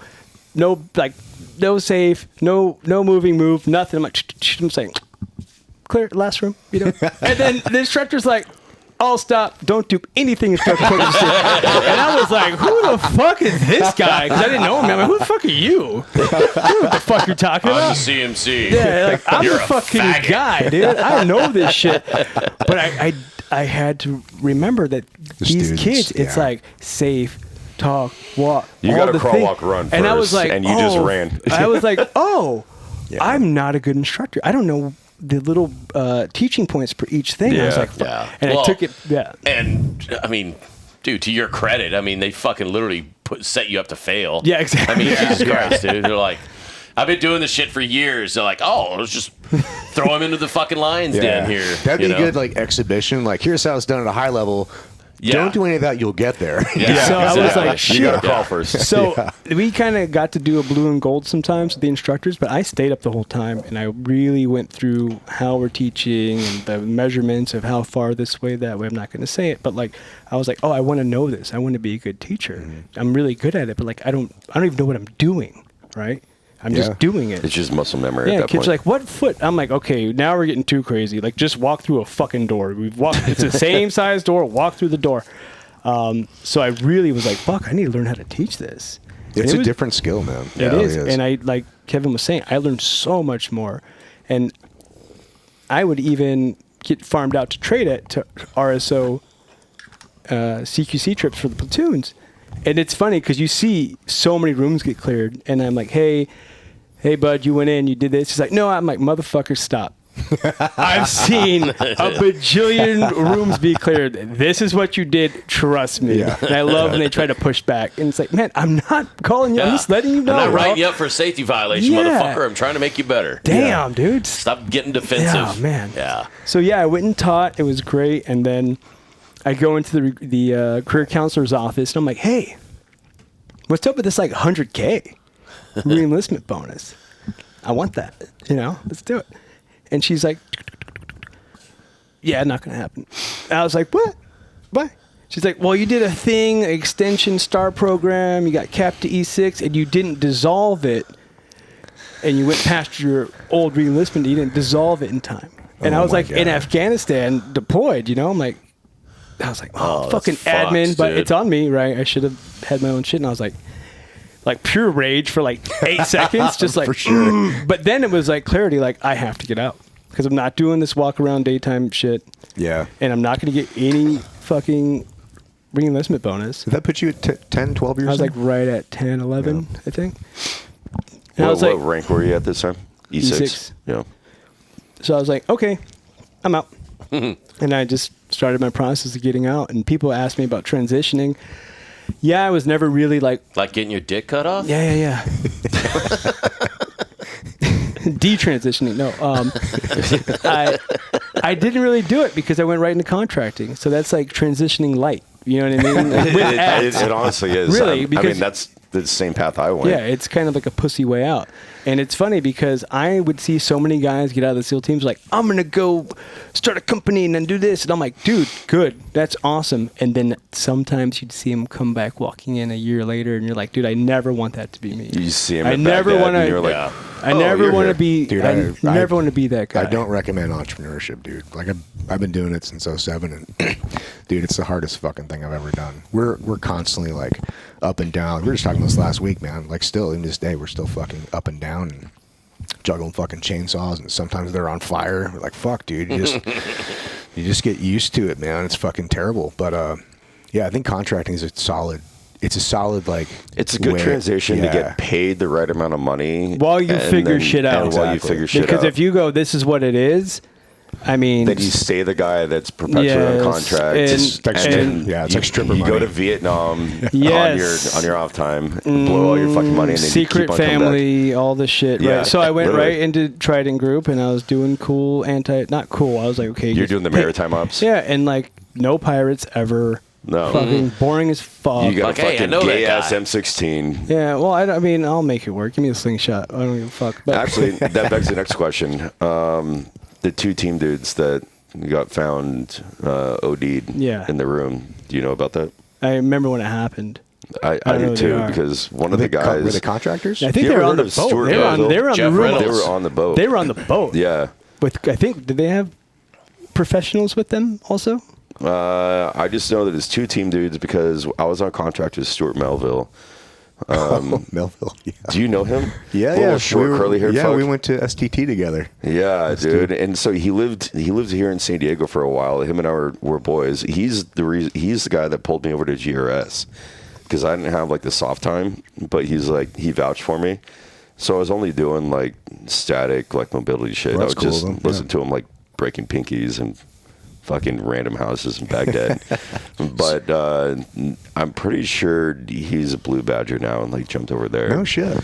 But he was on a Mersk and told me about these guys like ODN. He was the first guy that I texted. I'm like, what is this? And he's like, chasing a dragon. Yeah, like literally. So I was doing that, and I was like a bunch of older dudes. Like, I'm not knocking anybody being a team guy and choosing that route, but it was like, what bud class? What was your run time? I'm like, what? What the fuck? And like, you can remember? You're like 60, dude. How do you know yours? You know, and like their kit was on backwards and shit. I'm like, dude, what the fuck? Yeah. And like, and my ego was crushed because like, well, I'm the team leader, so I get paid this a day. I'm like, you don't know what you're doing. Yeah. This is stupid. You're a boomer at this point. So you've been here the longest, so you get $8.50 a day or whatever. I'm just like, what? Yeah. And then it was like, yeah, this is my secret family that lives in Bahrain. She used to be a Filipino prostitute. I'm like, literally. No, I'm not embellishing. No, I know. And I'm like, so true. I'm like, cool. And he's like, oh fuck, my real family's called me from Florida. Fuck that bitch wife. And I'm like, whoa. Yeah. And it's like, oh, you know how to do a computer? I'm like, what do you mean do a computer? You can hit the buttons and hit the words? I'm like, dude, I'm fucking out of here. Yeah. I'm fucking out of here, dude. Do a computer. You can use the Google machine. True. Yeah. Fuck, and I was like, man. this isn't romantic to me. I don't want to be It's the not. guy with the $80,000 chopper and the 2 ex-wives and the bottle of whiskey in my apartment alone. Like, that's not Right. Yeah. what I see for myself. Fair. Which, if that's who you are, cool, whatever. It's not for me. So I left that, and I called Master Chief Vandergriff. I was like, hey, you're Master Chief at 17? He's like, what's up, dirty? I was like, hey, I want to come back in. So I was the guy who came back in to the teams that, you know, I was like kind of like disappointed in watching guys leave and come back. Well, I was that guy. So I come in, and Spencer Calvin called me. Yeah. He's like, hey, I'm a like LTJG now. I'm like, okay, cool. He's like, I'm putting together a platoon. If you come active duty, active reserves. Yeah. Because once you checked in, you got 5 years to fuck around and do your like 1 week in a month, 2 weeks a year. He's like, but we can mobilize. If you come in and mobilize right away, you're on active orders. So I was like, cool. So I walked in, I didn't have to go through MEPS, but like quick little swear and boom, I went back into the SEAL teams, but reserves. Yeah. But then I mobilized right away. And I used that to like create a paycheck for myself. Yeah. Yeah. Doing something I liked a little bit better. We got to deploy. And you got to wear your gear the right way. Yeah, exactly. But it was cool. We had a good crew. We went to Korea and saw how they ran their pipeline. And then I just kind of kept... Your Chinhae? Yep. And then I just kind of kept going and getting creative with different pots of money and how the Navy works. So I went to sniper school as a reservist. Oh, cool. Yeah. I think I was the first one to do that. I'm like, I want to go to sniper school. Like, that's not a...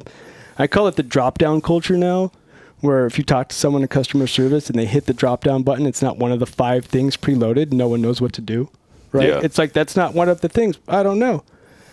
So SEAL Team 17, it was frustrating because there was so many things that they hadn't done before. So they were like, we're not doing it. But at the same time, they were open if I went and did all the grunt work. Yeah. Oh, yeah. Do the legwork. Yeah. They're like, course. who's Build paying your for packet. this? Yeah. Okay, when are you going to go? Okay, yeah. So I called the guys at sniper school, like, yeah, come on over. Then I went to level 2. No shit. So I just kept going That's to cool, all these man. random schools as a reservist. That's the way to do it. And then they're like, yeah, dude, we ain't got no more money. They're like, this guy. You blew it all. Yeah, we ain't got no more money, dog. They're like, who the fuck is this guy? Like, he's not even really in the fucking military. Hey, dog, we're broke. You got to go. And I was like, fuck, I know who does have money and can put me on orders, and it's not SEAL Team 17's money. Went over to the language lab because they get funded by the big Navy. Is that in Monterey? No, we have our own little one right on the dry side. Oh, okay. Yeah, right in the base. So they're like, hey.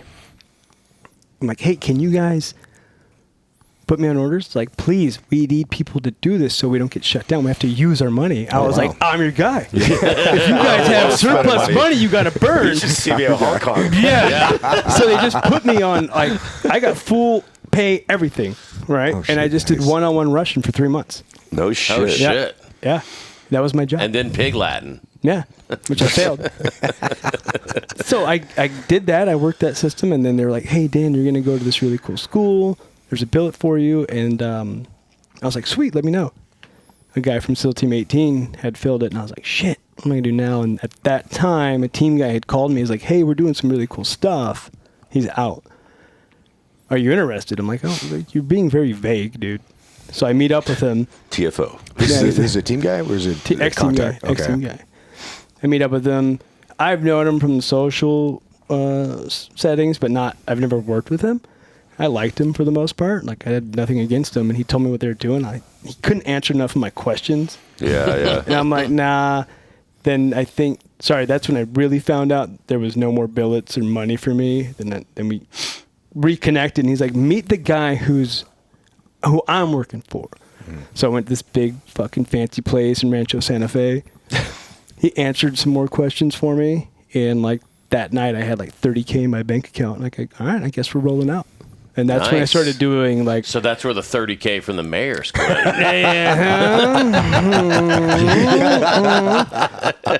So that's when I started getting into like that, like a real sense of like doing stuff, contracting wise, more like mercenary type stuff, not. People are like, oh, I'm a mercenary. Like, bro, you're a gate guard. You went through whips. Yeah, you're a gate guard, dude. Yeah. Just stop it. The difference between being a contractor and being a straight up mercenary. Yeah, and I was like, stop it. Yeah. So, we fly into one country that's friends with the U.S., then we fly like this, and then go into another country black, which is Yemen. Spun up, spun down, spun up, spun down. Base got hit with like 7 V-bids one night, and the base was like 1,000 by 1,000 by 1,000 by 1,000 meters. 7 V-bids. Oh, they were just hitting every checkpoint, like boom. Wow. They were like Fucking grid leapfrogging squares. in. It was like bouncing off the HESCO barriers, and the Colombians that were like subcontract to be the gate guard of the fucking base security. They're just on their towers, like not checking their back blast, just RPGs. Like, I was like, holy shit! You watch it, dude. I'm just like, what is going on? So me and another guy, we get in a little Hilux, we drive up, and climb the guard tower. You're like, I'm gonna need another $30,000, bitch. Yeah, exactly. So we're looking over, and there's this big field, and there's just this one boulder, and there's like no one out there. I'm like, what are you guys doing? Like, there's one dude behind this rock. I'm like, what? That's it? But I mean, obviously, obviously all the V-bits kept coming. What happened was they gave the guys a bunch of drugs. They started shooting way before the V-bits came because they're all fucked up on whatever. Caught. Yeah. So we're just sitting there. I'm like, okay. And then all of a sudden, one Apache just comes up and is like, brr. Just leaves, like, there we go. Problem solved. All right. Stop shooting at it. After that, after getting spun up, shut down, it was like, all right, this isn't going anywhere. We ended up getting another contract to train the Emirati, most specialist dudes. I forget their name. Presidential Guard. So we had the Presidential Guard there, and we were at the kill house, training on one of their facilities. And This in UAE? Yeah, and I'm somewhere else, and then my guys start texting me like, dude, there's a bunch of dudes here with like quad nods and like mixed match camis, like what? And they have their own little group of dudes, and I'm like, Not military? I mean, no one knew. Oh. And they're using a kill house on the UAE base next to ours.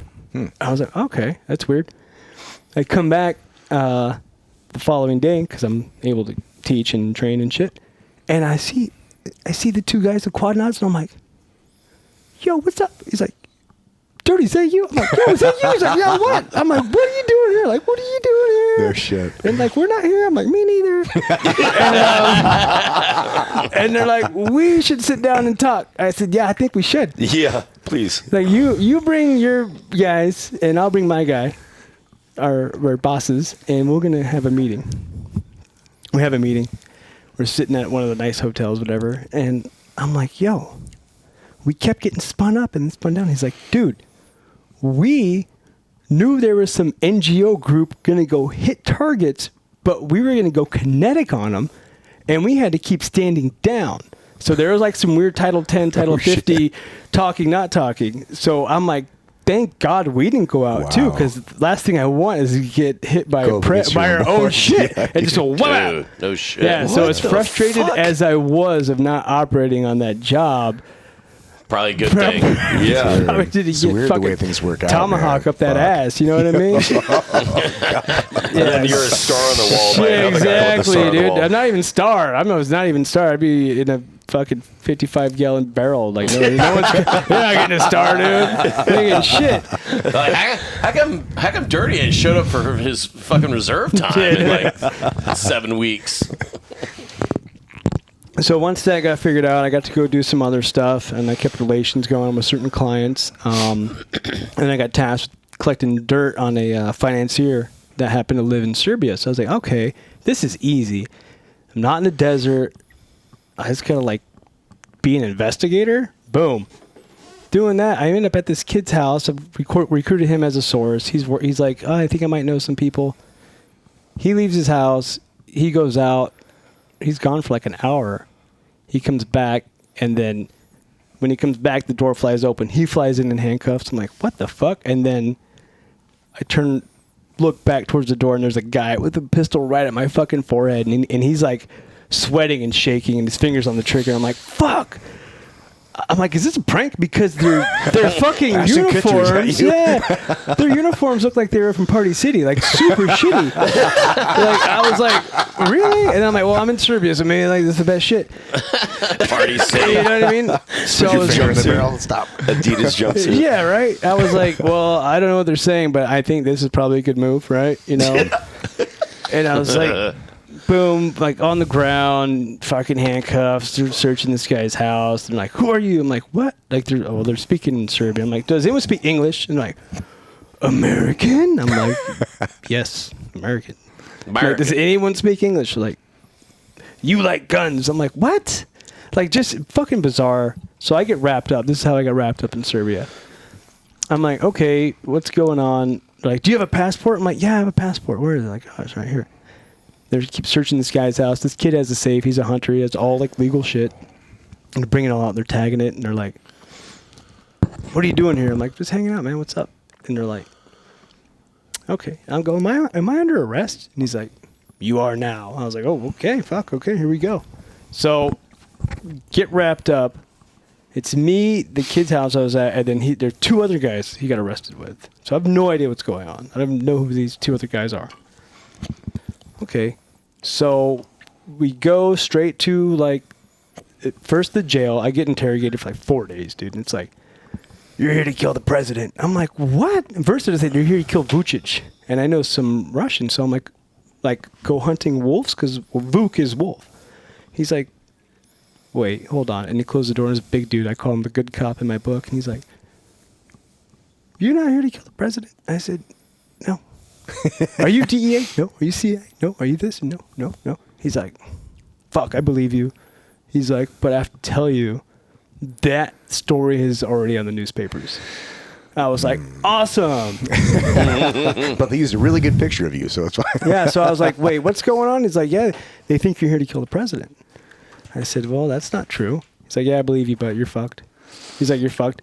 You're an American. I had no reason to lie. I'm American. I'm an ex-Navy SEAL. I'm like a independent contractor. And they had this weird aura about, why would someone of that status be in our country? I'm like, have some more respect. Serbia is dope. I love it. I loved it there. I'd go back if they'd let me. But they won't. And I think they're asking for me to come back for some other reasons. But they were just like... decline that invitation. Yeah. I might have to take a rain check on that one. But it was really bizarre. And in the end, you come to find out that kid whose house I was at was going to throw a party, wanted to buy cocaine, went to go meet the cocaine dealer. The cops been listening to that cocaine dealer's phone because his dad got arrested a month previous. Guess for what? Selling cocaine, right? So they're listening to his phone. Cops follow him to the drug deal. So him and his cocaine dealer buddy, and then the guy I know were all at this place. I think they're in court. I learned later, like 45 minutes away. They all get arrested, and they all went and searched everyone's house, and lo and behold, I'm there. Right.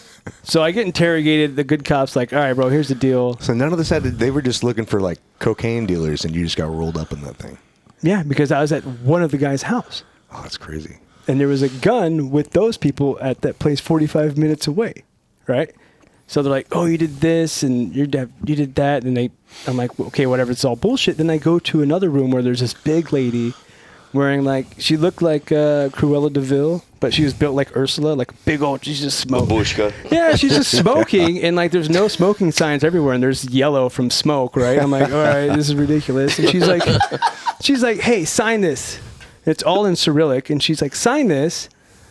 I'm like, what is it? She's like, you have a gun, you have explosives, you're going to buy a gun, you're going to buy explosives, and you're going to distribute them. I'm like, no. And then she goes like this, like, okay, and looks at the other cop that was there, and he's like, oh, we tried. I was like, you motherfuckers, dude.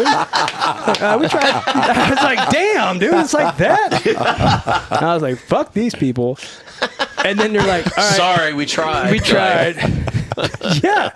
And then. It's in Cyrillic. Yeah. And then they're like, okay, will you sign this? And it says passport, Rolex, this, my name. I said, okay, I'll sign that. Because this one's true, right? Yeah. I'm like being a little dick right now. And then they bring in EMTs, and they put blockers in the back of my mouth. They're signaling me not to bite their fingers. I'm like, what is going on? We're getting DNA. They have all these Q-tips, DNA. Right. I'm like, all right. So in case, oh, his DNA was on the gun. I'm like, you have all the he's probably on a tank too. Put it where you want. So we after that he was licking the gun. Yeah, exactly. It was actually inside of him somehow.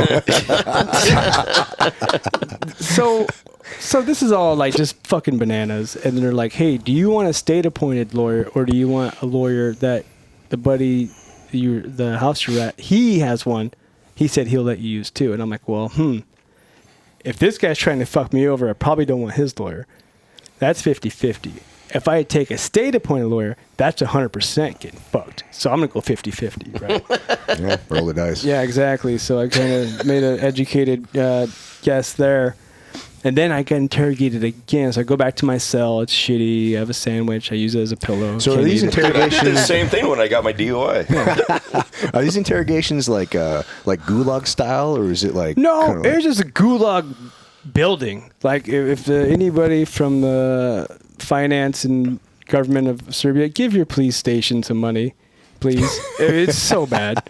It was a shitty building, but they were kind of nice. They were kind of what is this American doing here? So it's when they sit down, they just talk with you. Yeah. It wasn't like they're pulling teeth or anything. No, I was like, what? Because they were like, wait, what? Because they didn't believe it either. Mm-hmm. But then they had to go. I got pulled out of my cell again to get interrogated by two guys that were the organized crime division. Mm. I'm like, why am I talking to organized crime? They're like, oh, you're arrested with 3 other people. 3 or more is organized crime. And I'm like, fuck. I don't even know these guys. Yeah, God damn it. Wasn't me. I wasn't even supposed to be here today. And then at one point, the translation was so fucking bad. I was in Russian, I was like, может naboye говорит по-русски. And they're like, he's a spy. He speaks Russian. And I was like, fuck. I shouldn't have said it. It just kept, I'm like, God damn it. And I said, maybe it's better we just speak in Russian. That's what I said. And they're like, oh, and it just keeps going and going. I'm like, dude, this is a fucking circus. So they're finally like, okay, you're going to court now. So you just didn't fit the mold, you know? Yeah, they're like, fuck, dude, this is a good story. Why is he here? Yeah.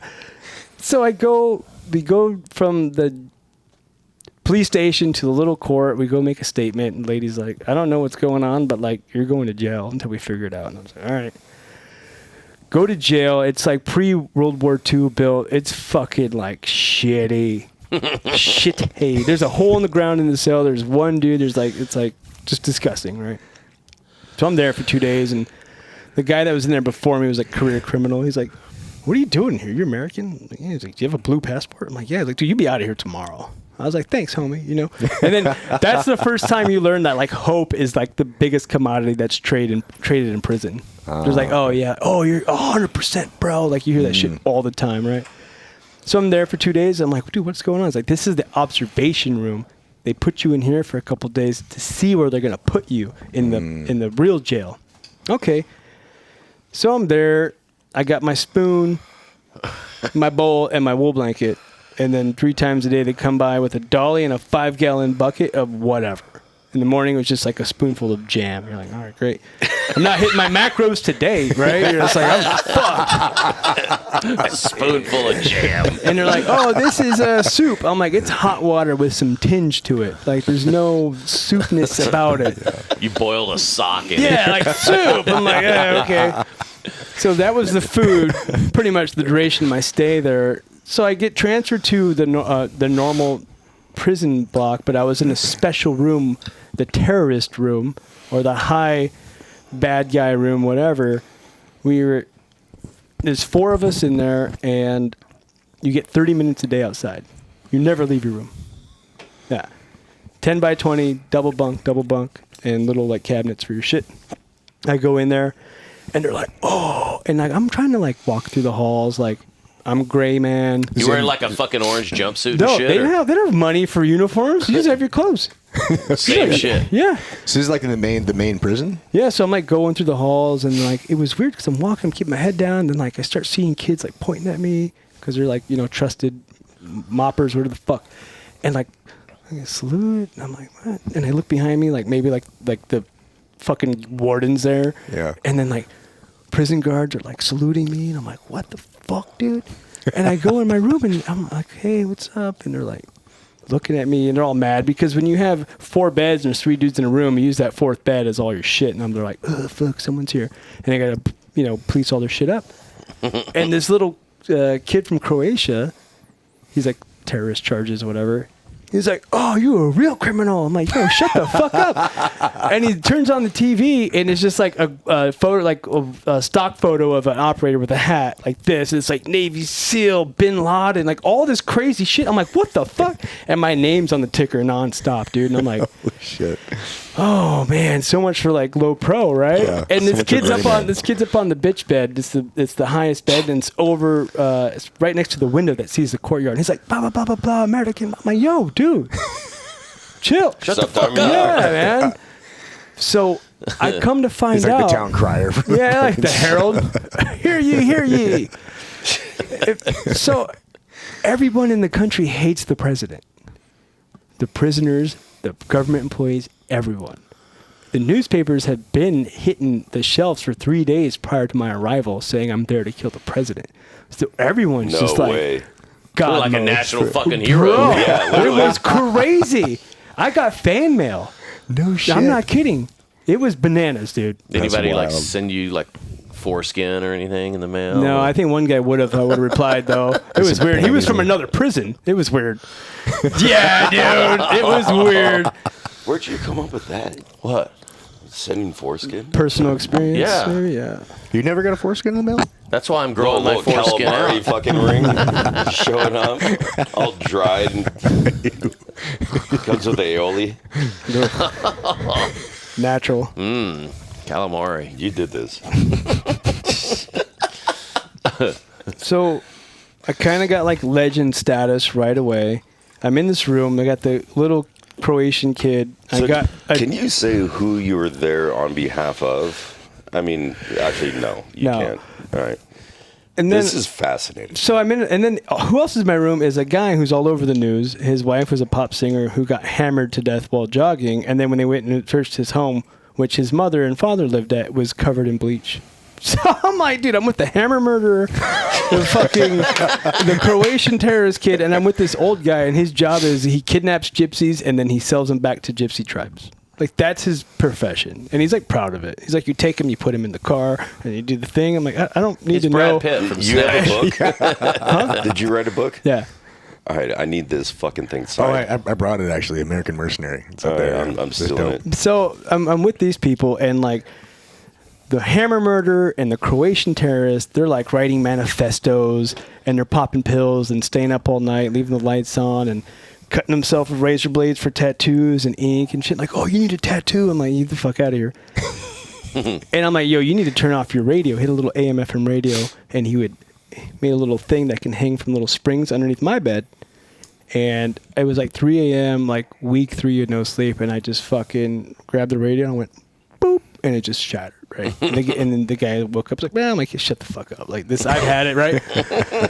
I'm here to murder the president.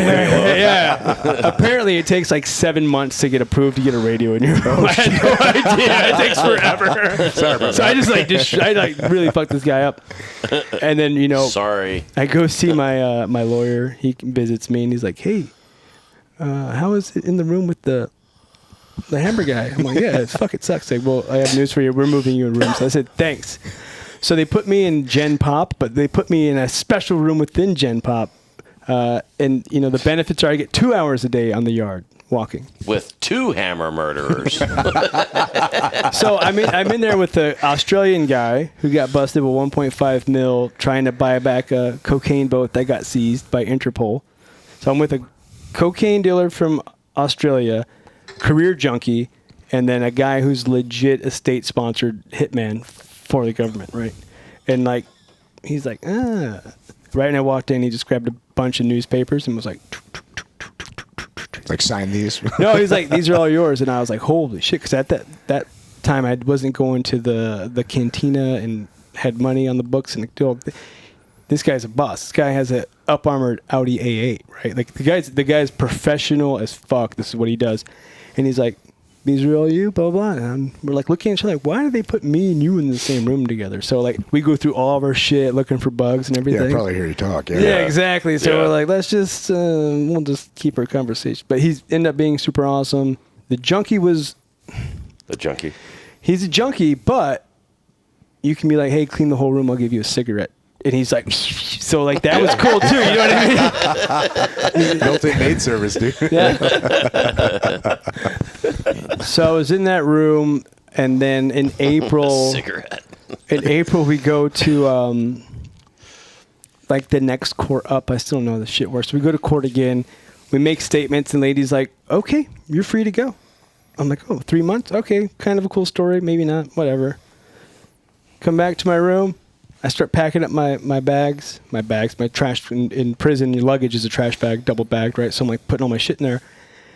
Guard's like, FOCA. FOCA is what I had been called throughout my stay, which is SEAL. They don't understand, maybe it's an acronym or not, I don't know, but I'm a SEAL. That's the animal there. La FOCA. Yeah, so FOCA, you got to leave the room. So fucking funny. So I'm like, what's up? Yeah, hold on, let me pack my shit. Like, no, you're not leaving. You have to go visit your lawyer.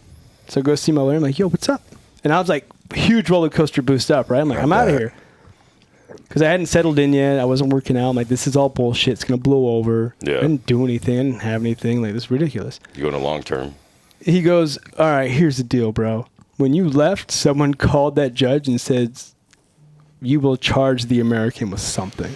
And then hung up. And I said, Wow. I said, okay. Again, like instant rage for like 8 seconds. Like, all right, what's the next steps? Like, that's kind of my process. Like, like, what are the 7 stages of whatever? I hit them all in like 8 seconds. Because of independent acceptance. contractor. You know what I mean? I do it. Acceptance. Process. You had no next. NGO backup. 0. Yeah. And Another reason why I got out. yeah, so I'm sitting there and they're like, he's like, yeah, it's going to be a while. I'm like, we talking what, a month? And he just looks at me. I'm like, 6 months? He just looks at me. And I'm like, yo, we talking 6 months plus? Because I didn't want to say year and like put it into the universe. Yeah. 6 months plus. He's like, probably more like that. And I was like, okay.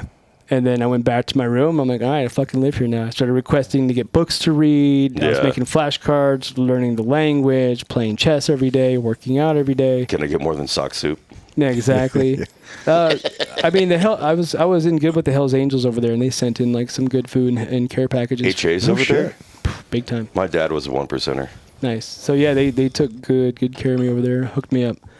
So yeah, I got more clothes, I got some good food. They sent me books, and I just sat. And legally, they're supposed to charge you within 6 months. I wasn't charged for 11 months. So I just sat. I just sitting on God it. damn, Wait to dude. read your book. Doesn't like a speedy trial. 10 by 20, 22 hours a day. There's no chow hall. There's just boom. And you have the 7 a.m. to 9 a.m. walk or the 9 to 11 walk or the 11 to 1 walk. I did 15 hours in jail for my DUI. I'm like, get me the fuck out of here. Just send me to Syria with the gun. Like, I'm good. Jeez. And so the way the walk was, it was when I got out, I was so pasty white because you would walk in this courtyard, but it was so narrow and tall. It was in between, like an NBC Suites. That's how the prison was. The courtyard's in the middle. Yeah. So you got like 15 minutes of sunlight. Not even. There was never direct sun. The way the fucking shit, it never hit. And then every other day of the walk, we had the courtyard that had the pull-up bars and dip bars. Right, so they're like, oh, there's this Navy SEAL here. So it was like being in the Olympics and being the only athlete for every sport. So I'm like doing PRs every day, right? Because they're like, you bombed us, Kosovo. I'm like, that wasn't me, and I'm not a Clinton guy, but fuck off, So I'm like, just like max effort, and like, okay, he's not a pussy. I'm like, god damn, dude. So I had to show out. You know what I mean? So I just did that. So to get shanked in the shower. Yeah, Did you have to fight anybody in there? I had one guy that came after me, but it was a whole ploy, and I had friends in there, and they're like, you're not touching this guy. And it wasn't like that because Serbia is a pretty homogeneous country. Everyone's like white Orthodox, like they're the same. It's a small country. So they're not you have fucking each other in the you have some Romani like legit gypsies. Yeah. And they're like the homeless crazy people. Yeah. So you have those and a couple junkies, but everyone is there. But it's not American History X. No, I thought it was gonna be. I'm like, fuck it. You know what? I think I'm going to take my human mask off and I'm going to start fucking destroying people. I was kind of looking forward to it. And they're like, yo, dude, it's not like, we're not stabbing anybody. They're like, nobody. I'm like, damn it. No stabbings. I'm like, this is lame, dude. What kind of prison is this? So there was no stabbing. There was one stabbing. It wasn't me, but anyway, so we wait, and the newspaper's just fucking dragging me through front page, all this shit. But was it good PR or was it bad PR? No. It was trial by media before it even started. Yeah. Oh, yeah. And like every other person in my case was already on house arrest. I had no idea. And my lawyer was like, we can lobby for you to get house arrest. But yeah, I have money, we'll get house arrest. And people were writing like, I will let him use my home. You can come and put the shit and do the thing, and he could be there. Yeah. And every time he would put in for house arrest, coincidentally, all the big news publications just did a random story about me, even though there was no fucking news. So the judge is like, nope.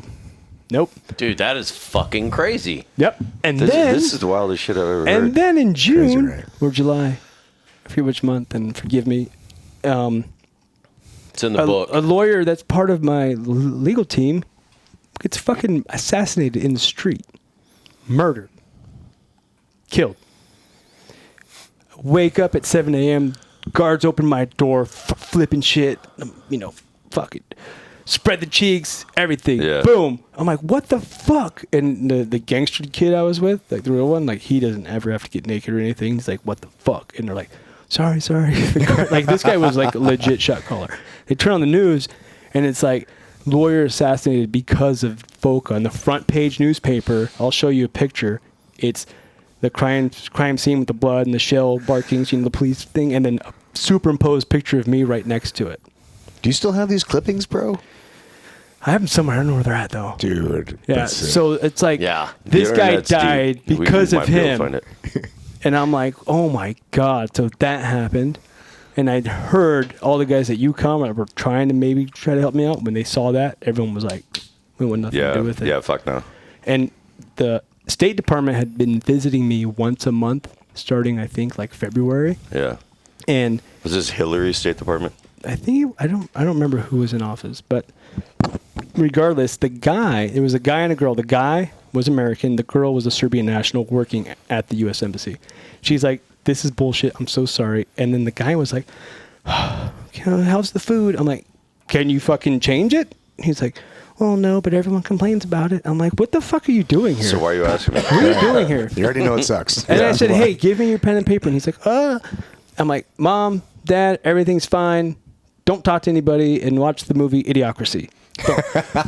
And he's like, I can't give that. I can't take this. That's contraband. I'm like, you're fucking horrible. Yeah, you're useless. Yeah. You're useless. Yeah. And then he started. Just go hunt that guy down. He started saying. Just kidding. He was like, hey, as things were going on, I'm like, yeah, me and my lawyer are afraid they're just going to be like, oh, you're guilty, time served, take a deal. He's like, you should.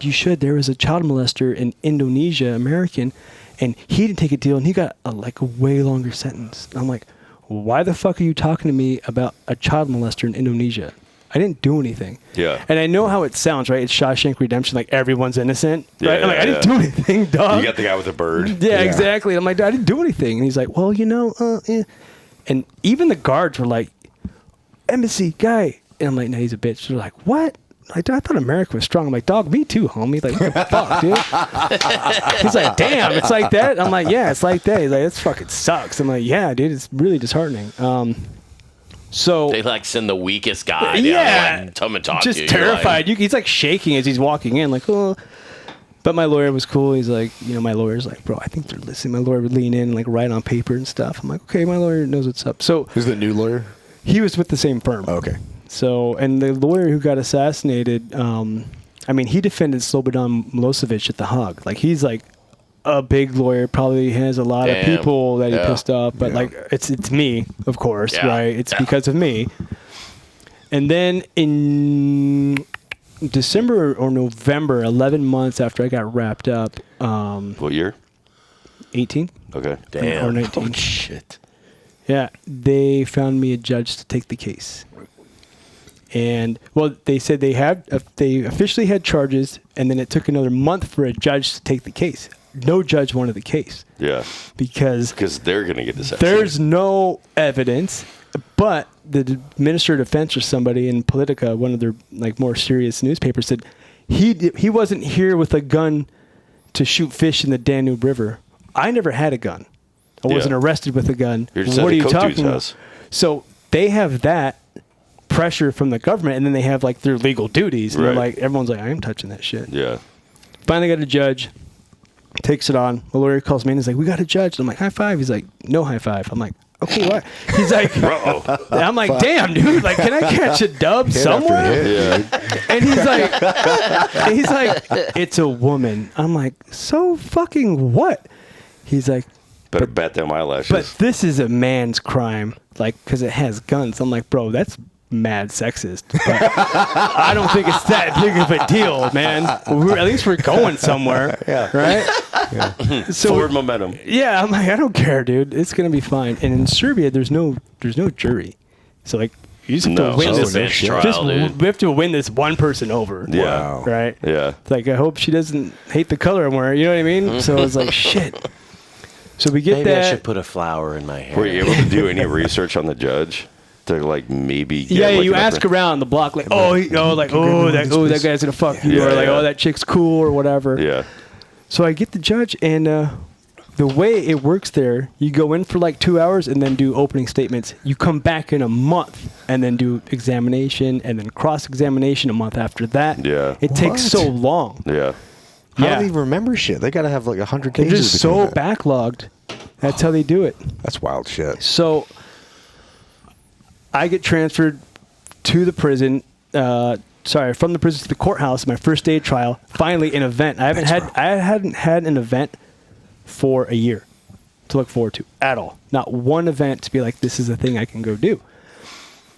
Dude, you're wearing the same fucking clothes. I've got fake Crocs, some fucking sweatpants. I got my fakes Crocs. Yeah, I got my ABC joggers and a Lululemon hoodie.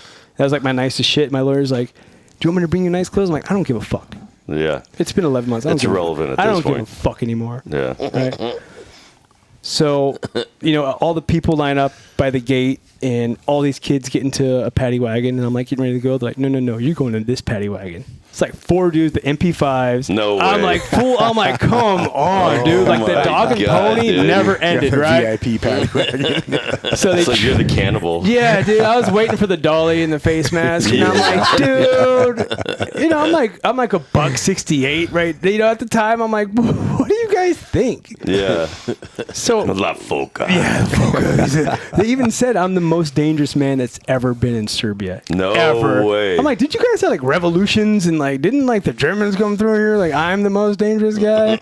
I mean, it's still kind of sick. That is sick. That's a good headline. Yeah. Yeah, it's pretty sick. So first day of court, I'm like escorted VIP. There's a little holding jail underneath the court to wait your turn. I'm walking in. Kids like, Foka, are brate kakusi? Like, just like fucking bigging me up. I'm like, fucking, hey, you know? It's like, what's up, man? You got your face on a fucking 2x4. I'm like, bro, you are not fucking helping me, dog. You know what I mean? And like, now the prison guards who've been with me for the year, they're like, hey, brother, sorry. You're going, should I do contracting? You know, I'm like giving life advice to the prison guards. But now I'm with the courthouse guards, and they've only seen the news, right? Yeah. So dude, I'm like kung fu death grip. I'm like, God damn, bro, what the fuck? Yeah. And they're like MP5 in my back. They put me in a room, my little room of waiting, and there's a dude grabs a chair and sits it right in front of my room with an MP5. And I'm like, what in the fuck, dude? And I'm sitting on my little bench. I'm looking at him. He's looking at me, and like, he's obviously never held an MP5 ever in his life. And he's just like. He's like he sent the bolt home on accident, you Holding know, like a cucumber. and then no shit, and then he's like, I was like, dude, I went up and fake drop chow and like went in like the little, they have like half wall like prison shit in a toilet. I'm like, I'm gonna go sit in the toilet because if this guy offs himself on accident and I'm like within 10 feet, it's gonna be my fault. Oh, for sure. So this guy's just like looking at his gun, and I'm like, nope, I'm fucking out of here. So I went and hid behind a little half wall and just kind of sat on that metal shitter while this guy was like inspecting his fucking barrel, and I'm like, dude, oh my god. I'm like, this isn't real. This isn't happening. It's got 4 lands and grooves. You imagine? Dude, covering dead space. he did it. I'm like, oh fuck. So finally the guy doesn't off himself. Thank God. We go up and I'm just getting like just fucking thrown around. I'm not resisting anyone. I'm like, yo, chill. Are you like cuffed and shit? Oh yeah, I'm like my hands are purple too. You probably had the chains like. They on your didn't do the ankles. chains. No, but I mean my hands were purple and I was just like, I think the smallest Serbian guy is like 6'8", right? Like they're fucking huge they are big people, boys. dude. Yeah. And like I go into court.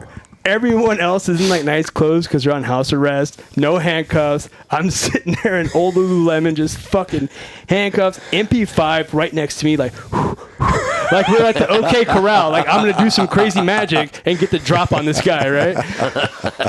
So I'm just like, oh my god, dude. You should be a brand ambassador for Lululemon. I don't think I'm their fit. No. Well, I mean, I don't think that's the direction they're trying to go in. You don't know, Lululemon's pretty racist, and the reason why that like the founder of Lululemon called it Lululemon is because Asians can't say Lululemon. I think that's a urban legend. No, I is did it look it up. Okay. Yeah, I did look it up because I mean, for them it'd be Ruru Remen. Either way. So like I'm in there and I see the judge. Really smoking hot blonde chick, and I was like, "Oh, I got a chance." Hey. And I was like, and I said, "Fuck it." I was like, "Oh, dobry utro," and I said like, "Good morning" in Serbian, and she's like, "Oh my God, your Serbian's so good. Good morning." I'm like, "Your English is good," and I was like, "Oh, I'm getting out." I was like, "Oh shit!" I was like, "Oh shit! Oh shit!" Oh, but I was like, I couldn't be like, I had to be like low key. Yeah. Small victories. I was like, victories. Like small victories. Small victories. Small victories. Talk about your kids. I need a small drink of water. Just go to serious school. You know what I mean? Humanize yourself. Make eye contact. So I'm in there and I'm like, okay, maybe there's something here. I can work with this. And I have my defense team, and there's just like Mont Blanc pens, suit and tie, fucking, and it's kind of like me versus the state, right? Because no one's pressing charges on me. Yeah. Serbia is. Yeah. And then the state people walk in, the shoelaces are all untied. They got mixed match. There's like a style of paper, like big stack of paper falling over, and they're just like, ugh. I'm like, oh, you guys are fucked. Fucking Keystone. You guys are fucked. I'm like, okay. So we sit there in this opening statement, and like, they're like, yeah, I'm the guy, whatever. And I think the first question was like, do you speak Serbian? From the prosecution, and I had the worst translator, right? I'm like, what? So I said, I'm like, what are they asking? Like, do you speak Serbian? I said, yeah. After 11 months in prison, I can count 10 and say all the fucking bad words, like suck my dick. And then the court just goes fucking crazy, right? Everyone starts laughing. My lawyer's like, shut the fuck up, sit down. But I didn't care. I didn't care. Like, this is so stupid. Yeah. I was told I can go 8 months ago, and they said no. And I'm like, so like that was the end of the opening statements. It was so stupid. It was so dumb. And then you have to come back. See you next month. A month later, and then I go back a month later, and they're like, again, I'm like, oh, how are you doing? She's like, oh, I've been better. I'm like, yeah, me too. To the judge, I'm like, I've been better too, dog. How dare you say that crazy shit to me? You know what I mean? And then they're like, oh, the translator's not here. I'm like, wait, time out. Can my lawyer be? It's like, he's not state appointed translator. I'm like, but he's better than any translator I've had. Nope. Gavel out. See you next month. I was like, fuck. Jesus. Wait another come back a month later. Highs and lows, man. Holy shit. Come back a month later. And it was like weapons expert or whatever and some bullshit. And then it was like one of the court dates was like phone discovery. And I was like, oh, it says here you want to buy 15 things. I said, yeah. And she goes, what were you buying? And I said, I was buying Viagra. And she goes, just wink at the judge. Literally. And then like all the, I won't let you down, mama. So all the guards are like, I'm like, yeah, shut the fuck up, dog. But by this time, they've been kind of hearing the opening statements, and like the cuffs are a little bit tighter. The kung fu grips have let off a little bit. They're just kind of like, and then I'm like, oh, let's take Viagra. She's like, how often do you take Viagra? And I said, only when I drink. And she's like, how often do you drink? I said, often. And then the courtroom just goes crazy again. They're like, ah! We still got a good sense of humor. Yeah, because you don't care. Like, you're like, dude, put me in jail or let me go. Like, fucking sentence me or release me. This is crazy. Yeah. And the prison guard's like, man. I'm like, so, and then she only when I drink. the judge looks over at prosecution. He's like, anything else? And he's like, fumbling, and he's like, no. He's like, no. And she's like, are you sure? Because when, I don't care if you're like the most straight edge nerd person ever. You don't want your phone exploited and like being released. Because you can read that. For a reason. Yeah, it's like you can make whatever you want out of whatever, right? Yeah. And then the guy was like, no. Judge said, are you sure? And the guy was like, yep. And she said, okay. And like then I was like, all right, I think this is gonna go my way. I think another weird formal, I forget what it was, like cross-examination, and then one more which was like closing statements, and then after that, and these are all like months apart. Yeah, 6 months in court. Damn. Fucking hell, bro. And then the verdict and sentencing, it was a week. It wasn't. You didn't have to wait a month. You had to wait a week. So I was about to know if I was going to get 12 years. Time served, or wait, was it 12 on but it depends on the charges and which one they blah blah blah. How many taco? Yeah. What were you doing during this week? Just like pacing or like boning up on Serbian? Well, I just taking Viagra in the bar. Hey, yeah. I said, you know what I'm gonna do? I said, I know I don't really have any control over it, but I think I perform better at anything, even if it's like observing body language or dissecting a situation, if I'm sharp mind, in shape, do all the things. So I'm like, if I just stay in shape and keep reading and playing chess and just being the best me I can be with what I'm given, I think that's better going into any event. Yeah. Whether it be physical or not. Yeah. Right? So I'm like, I'm just going to prepare myself the best I can with what I have. So how do you rub one out with 3 other dudes? We had a bathroom with a door that locked me out. Okay. I was gonna say, man, that's a lot of pin-up energy. Yeah. You're like, well, I imagine too, like during that week, you're doing this whole like up and down thing, this is a roller coaster. Like, how did you keep yourself from spiraling and just be like, fuck, man, like one thing after another? Like, because I never really thought. I kept looking at each thing as a different problem set, like puzzle piece, and I think I've always been the guy. If you told me there's a 1 in a million chance, I'm like, oh, perfect. I'm that. That's me. One. Yeah. I'm the guy. Yeah. And I'm always been like, there's always a way. There's always a way. So I just kept taking things as just almost like more challenges versus, oh no, this is happening to me. It's like, make it rain harder. Have more people quit. I wish it was colder out. It's that mentality. Yeah. Because I'm thinking from the people that are viewing this are going through their own like trial in their own lives. So I'm trying to think if there's anything that they could use in their own lives, like some kind of mindset or tactic or process that you were using that they could take away and use in their own Take it like a challenge and have the confidence to know that like I will fucking figure this out, and if I can't figure it out and actually affect it in a tangible way, because I'm not the judge, I'm going to prepare my mind and my body the best I can. Because, like, you feel better when you work out and you're fit and your abs feel good or whatever, and you read and you got a good night's sleep. Like, be as prepared as you can be, as much as you can be. And I take it, again, I take it as a challenge, not someone attacking me. I'm like, oh, you're giving me this problem set? Well, I'm the guy, because I'll figure it the fuck out. I think Biz said that in his book, too. Like, he was talking about, like, his 3-foot bubble. Like, because you only can control 3 feet around you. And as long as you make sure that, like, you control that 3-foot bubble, everything else outside of that is outside of your control. Yeah. And so just maintain it and do it the best of your ability, and just 1 foot in front of the other.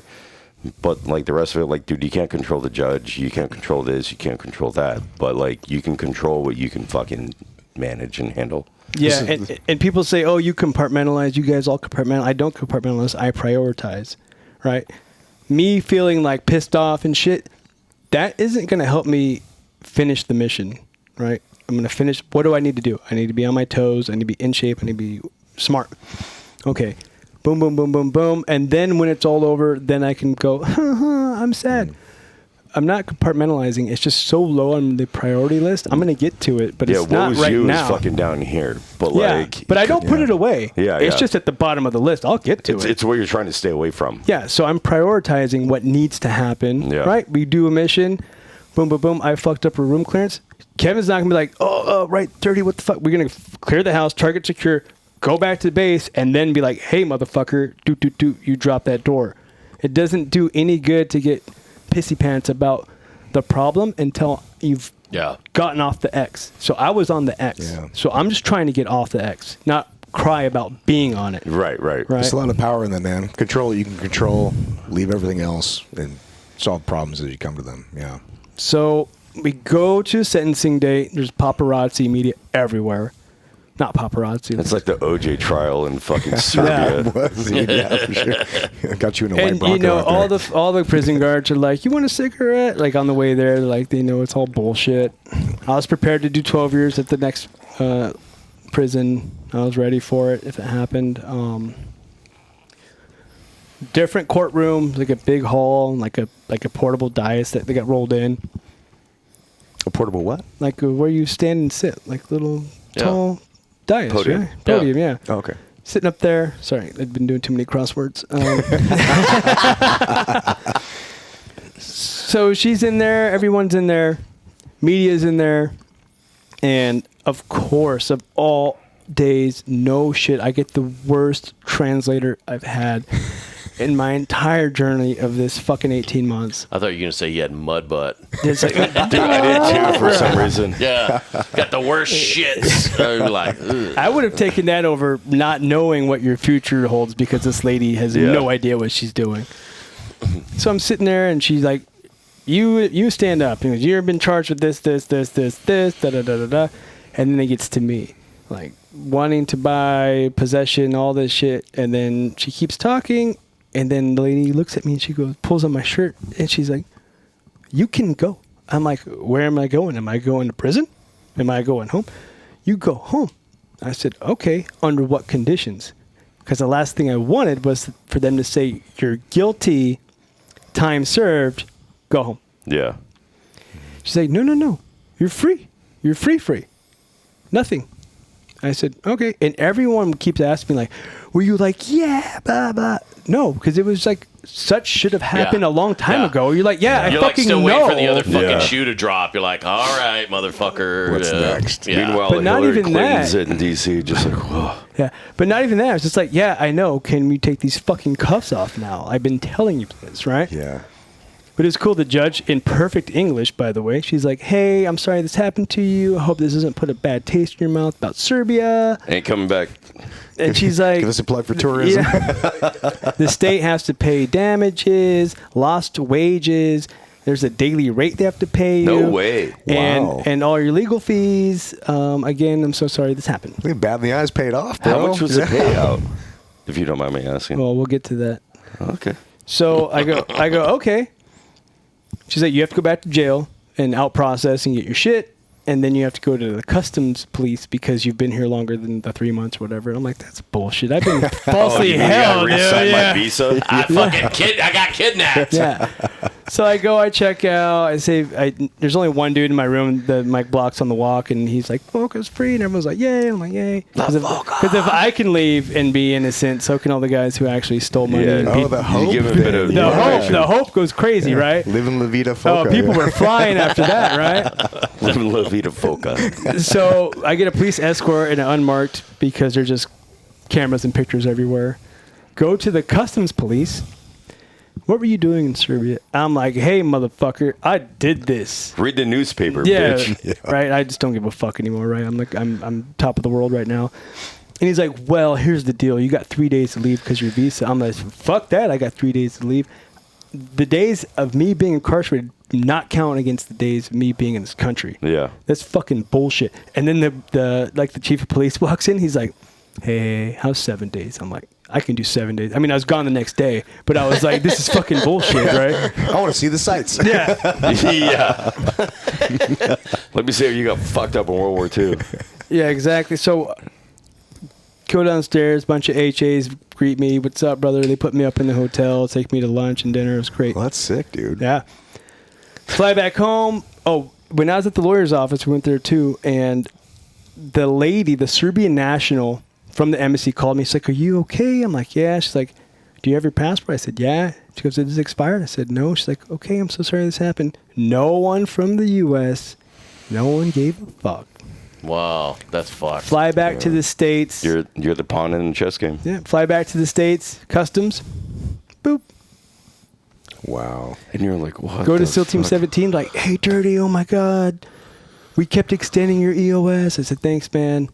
I appreciate it. But, like, with this date came around, we had to, like, discharge you. You got honorable RE1. I was like, oh, of course.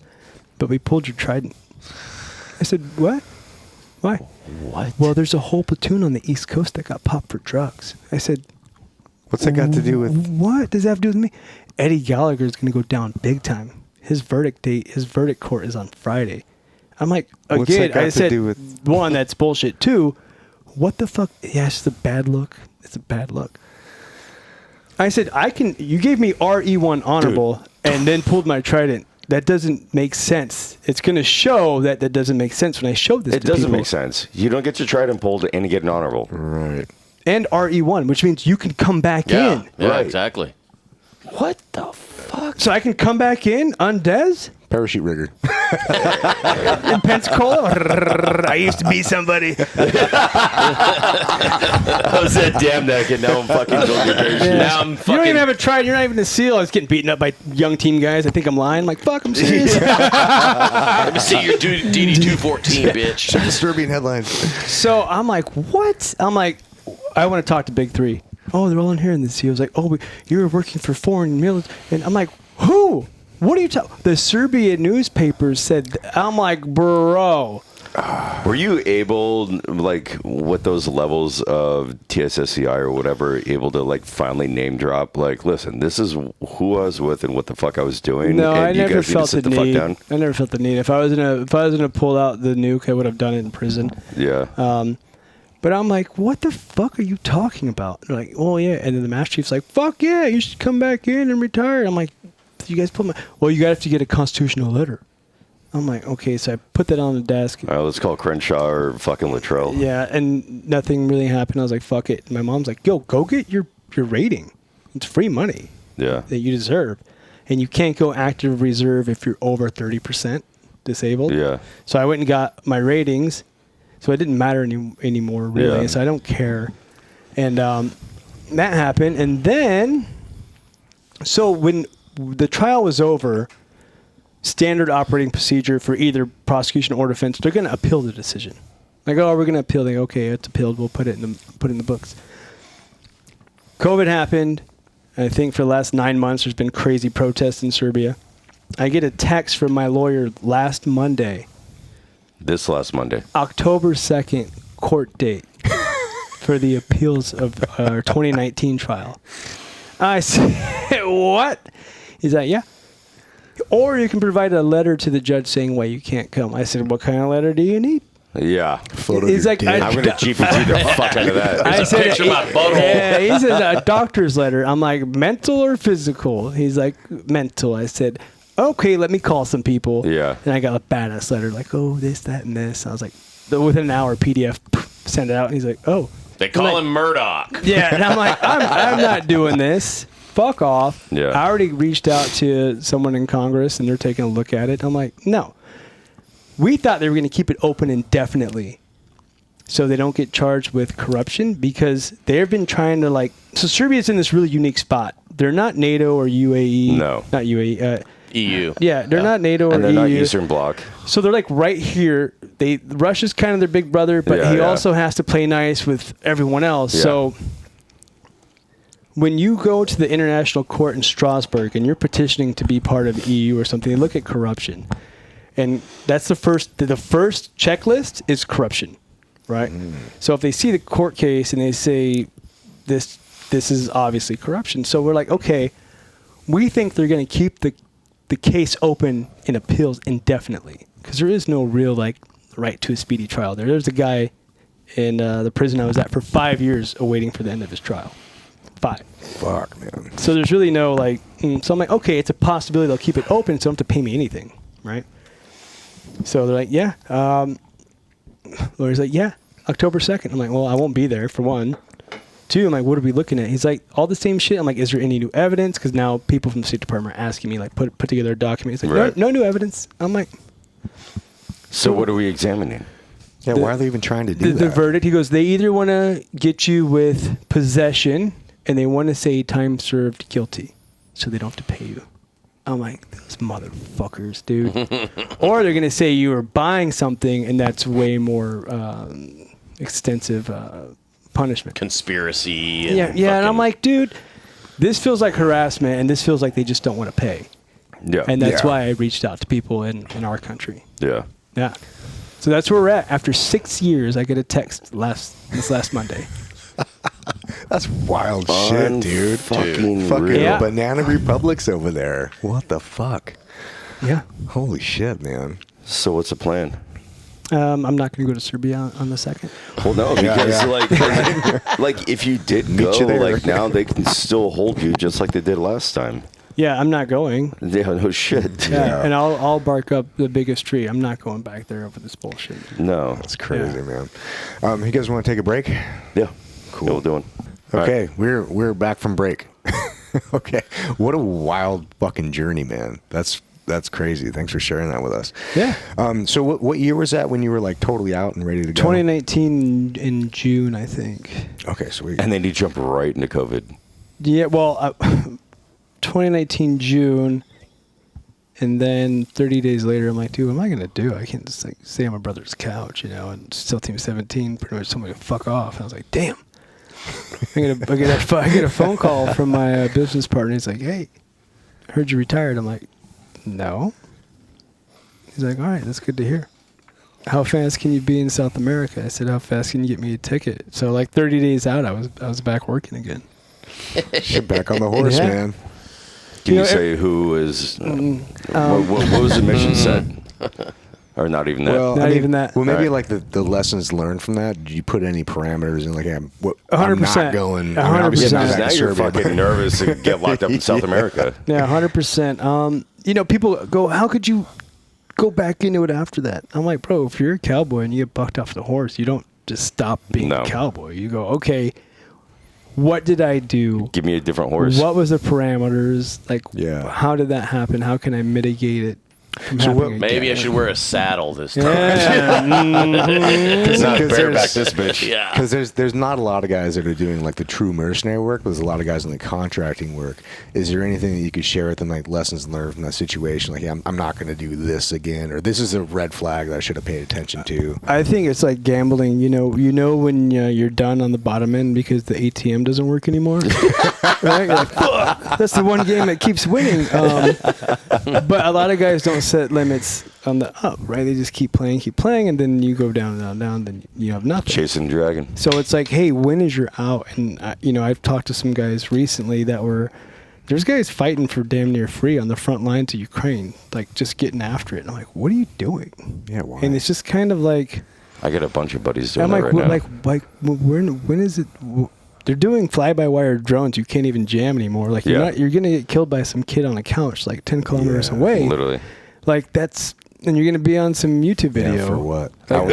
I went to Ukraine with an NGO that was very tier 1, the Army side of Dev. And I went to kind of document it. At least that's what I thought I was doing. Cameras and such. And it was not what I expected. And the second that I saw Blue Force trackers like in our vehicles, I'm like, oh, buddy, like this is different. Like essentially they pulled like the wool over my eyes. And then I walk into a talk in Poland and I'm like, no, this ain't fucking hearts and minds. And it was fucking bad shit, dude. Yeah. And, if you're getting paid, here's the thing. I don't believe any man should tell any other man what to value, what not to value. Yeah. Right. It's fair. If you want to go fight for free and the way you want it to end is face down in a fucking trench, go live your fucking dream. I'm not going to stop you. Yeah. Just know that, like, you don't have to. Yeah. You know what I mean? Yeah. There are other options. I mean, I was talking to guys. They said sometimes their Ukrainian guy get on the radio and switch whatever channel and see the Russian commander. Like, you guys want to kick it today? Like, yeah, sure. And they go drink vodka in a bombed out house. I'm like, what? That's crazy, man. What's going on? Yeah. What's going on here? Yeah. So, I mean, it's wild. So have you been to Ukraine? No. Okay. Alright, so South America. You went to South America after? Yep. Was there doing a job for 3 months. Came back. And by this time, Jeff Gum had reached out to me and was like, hey, Rob wants your number. I was like, okay. He's like, what's up, Dirty? Blah, blah, blah. I'm going to introduce you to my book agent. My book agent's like, hey, let's do a book. And I said, I don't want to because I'm still working. Very taboo. Right. And then Ukraine popped off and I was like, ooh. And then I got a phone call the day it popped off. Said, you don't get involved in this at all on either side. And I was like, okay. And I've kind of stuck by that. And then I saw like these guys, I can't compete with these guys. They're getting paid $1,000 a month and they're like running around playing whack-a-mole. I'm not doing that for $1,000 a month. I played whack-a-mole already. It's $1,000 a day. Fuck that. Yeah, exactly. So I'm like, I'm not doing that.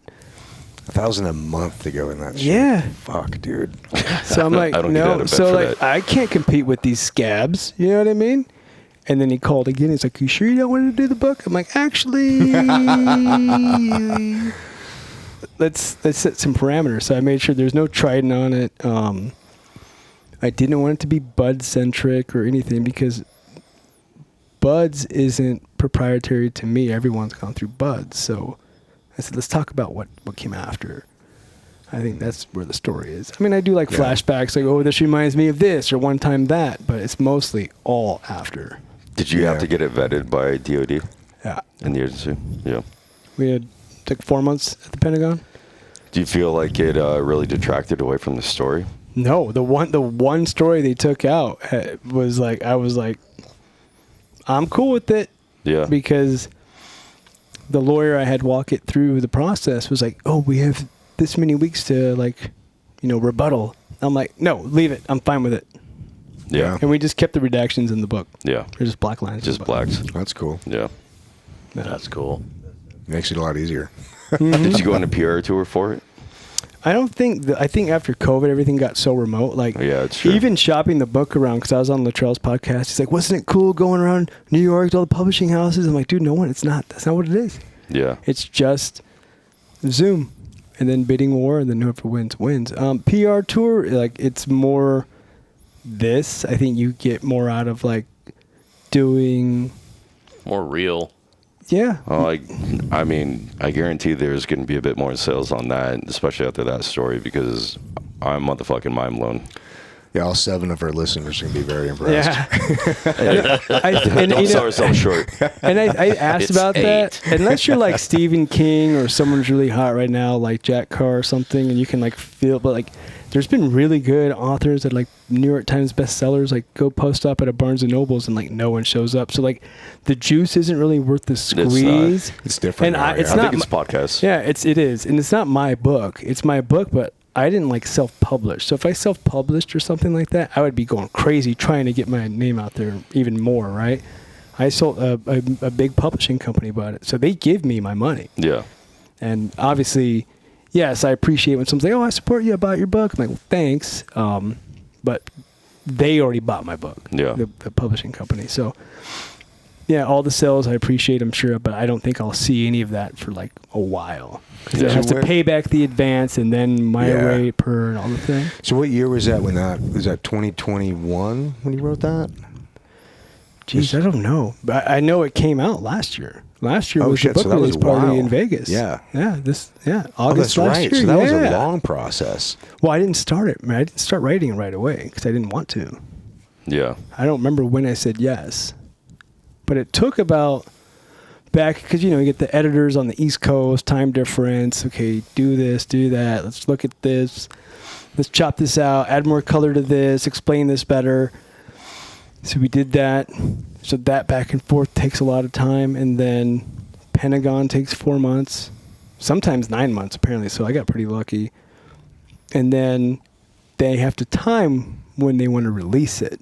Yeah. So did you write it, or did you use a ghostwriter, or do you use like you dictate it and then somebody puts the story in No. words? I think I worked with somebody who kind of just really turned into my writing coach. If you can write, I suggest you to do it yourself and work with the publisher's editor or find an editor, because unless the person really, really knows you, he's like, yeah, they're going to like say that, oh, that stupid fucking bitch. And I'm like, whoa, I don't talk like that. Yeah. And that even came into when so I finished, the book was done, edited, blah, blah, blah, blah, blah. And we were going to release it in August, because they asked me, do you want it August or November? I'm like, well, November's going to be election, so I don't want to try to compete with anything that's going to come out there. So let's just do August. Yeah. We settled in August, and then like in June, they were like, hey, do you want to do the audiobook or do you want someone else to do it? And I'm like, I've worked on this thing for like a year and a half. It's been buttoned up for 6 months. I'm done, right? And I text some other guys who are like, dude, I've had so many people reach out and be like, thank you so much for you doing it yourself. He goes, Dan, I really think you should go in the studio and do it. And I was like, okay, because I've looked at it so many times, dude, and it's like, God, all right, let's do it. So I went to the studio freaking 5 or 6 days, 4 to 6 hours a day, depending on how long your voice goes. Yeah, it's brutal. Yeah, it sucks. Seems like a lot. But it does go a long ways with regards to like audio downloads to like hear it from you. And what parts to like articulate. Yeah, and that's what I tell people too, because there's like slang in other languages, or if I'm like, dude, fuck that, or was it like, dude, fuck that? Yeah, you know what I mean? Yeah, there's so many different levels of fucks. Yeah, it's like fuck, dude, that, just like, listen, fuck. Just listen to like audiobooks too, like the first Jack Carr book that I listened to. I think it was during COVID. I was driving back and forth to LA, and the dude that does it, he's got a really nice voice and everything, but there's just shit that doesn't come out in the wash, man. Like he's like, and with his PVS 15 NODs, I'm like, it's pronounced not. Yeah, exactly. Yeah. You know, there's a lot of that. You're like, night optical, like, oh, stop it. I mean, if it's your baby, like make it your baby, regardless of how painful it is. Yeah, and I did. I sacked up. I'm like, let's do it. And it was pretty cool because I'm in like studio, like I'm a rapper, right? I'm like, oh, I'm gonna drop some fucking tracks, dude. Let's go. Turn my shits up. So I'm in there and I'm like, I'm trying to sit down and get comfortable, and it's like all creaky and shit. I'm like, oh fuck. So I'm like sitting down. I'm like, I don't want to sit down. I want to stand up. I'm like, okay, you gotta come in. Standing up's the best. Stand up. I'm gonna stand up. I'm like, oh fuck. I'm gonna go barefoot. So I found my shit was me barefoot. Ground yourself. Yeah, standing up, and then I'd get a running start, right? I'd start like 2 sentences above and just da-da-da-da-da-da, and then we'd go. And he's like, let's just read one sentence at a time. I said, fuck that. I wrote it. I know the book. Yeah. I'm going to read until I fuck up. You tell me, and we'll go back. That's the way to do it, I think. Yeah. Because, like, you know what's going to come, like, down the line at the bottom of the page. And then, like, you can kind of set that up, like, with your tone. Yeah. Like, he's trying to put a fucking sentence per track? Yeah, no way. God no. damn, dude. That shit would get I can't imagine rough. the editing on that shit. Like, Dude. we've been here for a month, Yeah, dude. like say each sentence 4 times, 4 different ways. You're like, dude, fuck. I'll do 3 pages, and then, you know, if I Yeah. mispronounce a word, then we can... Exactly. we can And they were redact. like, hey, and you get paid. I'm like, dope. And like, you get paid this much an hour. I'm like, damn, that's good money. It's this much an hour to read per really completed work, slow. not Yeah. hours in the studio. Yeah, yeah. I was like, oh, man. I know shit. That's awesome. So you were doing that so you're contracting down in South America. Was that one gig or one gig. long thing? And yeah, then one big long one. okay, Came back, did the book. because you were gone for years. I didn't see you for probably a couple of years after you were back. Well, I was back, and then I moved to Arizona too. What part? Scottsdale. Oh, you're in the hoity-toity part. I grew up in Tucson, and I go to Phoenix quite often. All my old Army buddies are out there, and then my wild-ass bachelor party was in Scottsdale. Fun. Tons of talent. Yeah. Yeah, I'm like up near Cave Creek almost. I'm with the I know, javelinas yeah. and rattlesnakes and shit. Yeah. Yeah. I don't leave my house ever unless I really have to. Yeah. Yeah. It's too hot. Yeah. So yeah, I just been Scottsdale. I teach shooting less and less now because I'm really like picky on who I teach. Did border patrol for 3 days. I have a SWAT contract up in Northern California. Who's your ideal client with that? Mill LEO. Okay, so it's not like personal people. Like I do. entities. I will. And that's just like rifle, pistol. But I tell people when I had a contract with the SWAT team up in Northern California, it's like, hey, 3 days. Let's do 2 days on the range, 1 day in the house. I said, here's the deal. I'm a good shot. I'm a really good teacher too. You can find a fat NRA guy to teach you how to shoot. I'm sure. Pretty good. You're not going to find anyone that can teach you house stuff like I can. Right. So you're going to get more bang for your buck if we do 3 days in the house. I promise you. Yeah. Oh shit, that's a good point. So, and I like it too because I don't have to travel with anything. Give me this. Okay, you do that. You do this. Give me your gun. I'll show you it fucking works. Yeah, and then Do you ever do something? Because I would imagine with the story and your persona and the whole character thing, I would imagine that you would get, and I don't know if it's true or not, but I would imagine that there's a lot of people that are like high net worth people who are just, they just want to hang.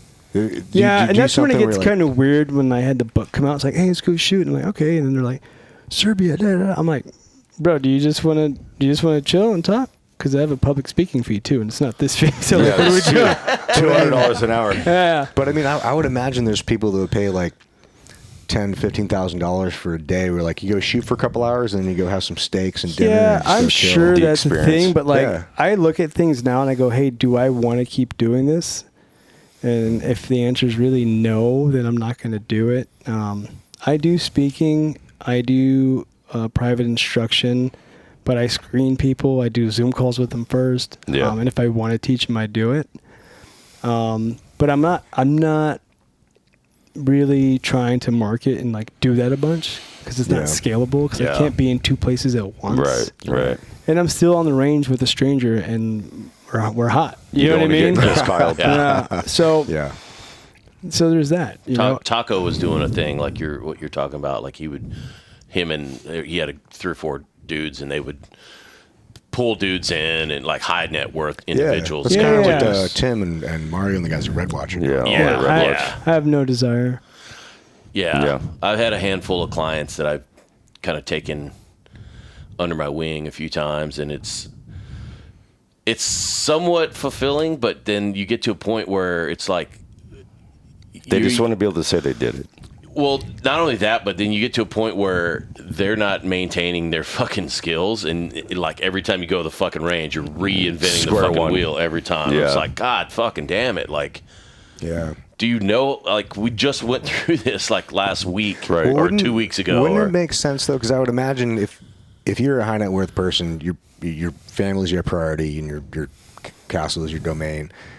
Unless you hate your family. I'm not learning how to do shit. But wouldn't it make sense where you hire somebody like you to come in and be like, hey, come to my house, show me the best way to defend I've had my the guy stuff. reach out. I'm like, I've got this much cash. Can I get this many hours with you? I'm like, sure. Cool dude. Knows he doesn't know what he doesn't know. How to clear my house. Has all the shit. Yeah. Quad nods, everything. No shit. Lifted truck, pull the shit out. I'm like, damn. Dang, dude. This is some posty shit. So like, people like that, and I end up having a continuing relationship with. It's cool, right? I like cool. it. But I mean, it's like setting up steel, Arizona, picking up brass. Like it's not something I want to keep doing. If someone is like, I really want to learn. I've had threats against my family. I got the money. I want to be a good student. We can keep this going. It's more of like an EP, like coach, teach, mentor kind of vibe. Yeah, and I love doing like a T3, right? Like, hey, give me your instructors. Give me them for a week. Yeah. And I don't ever want to see you again.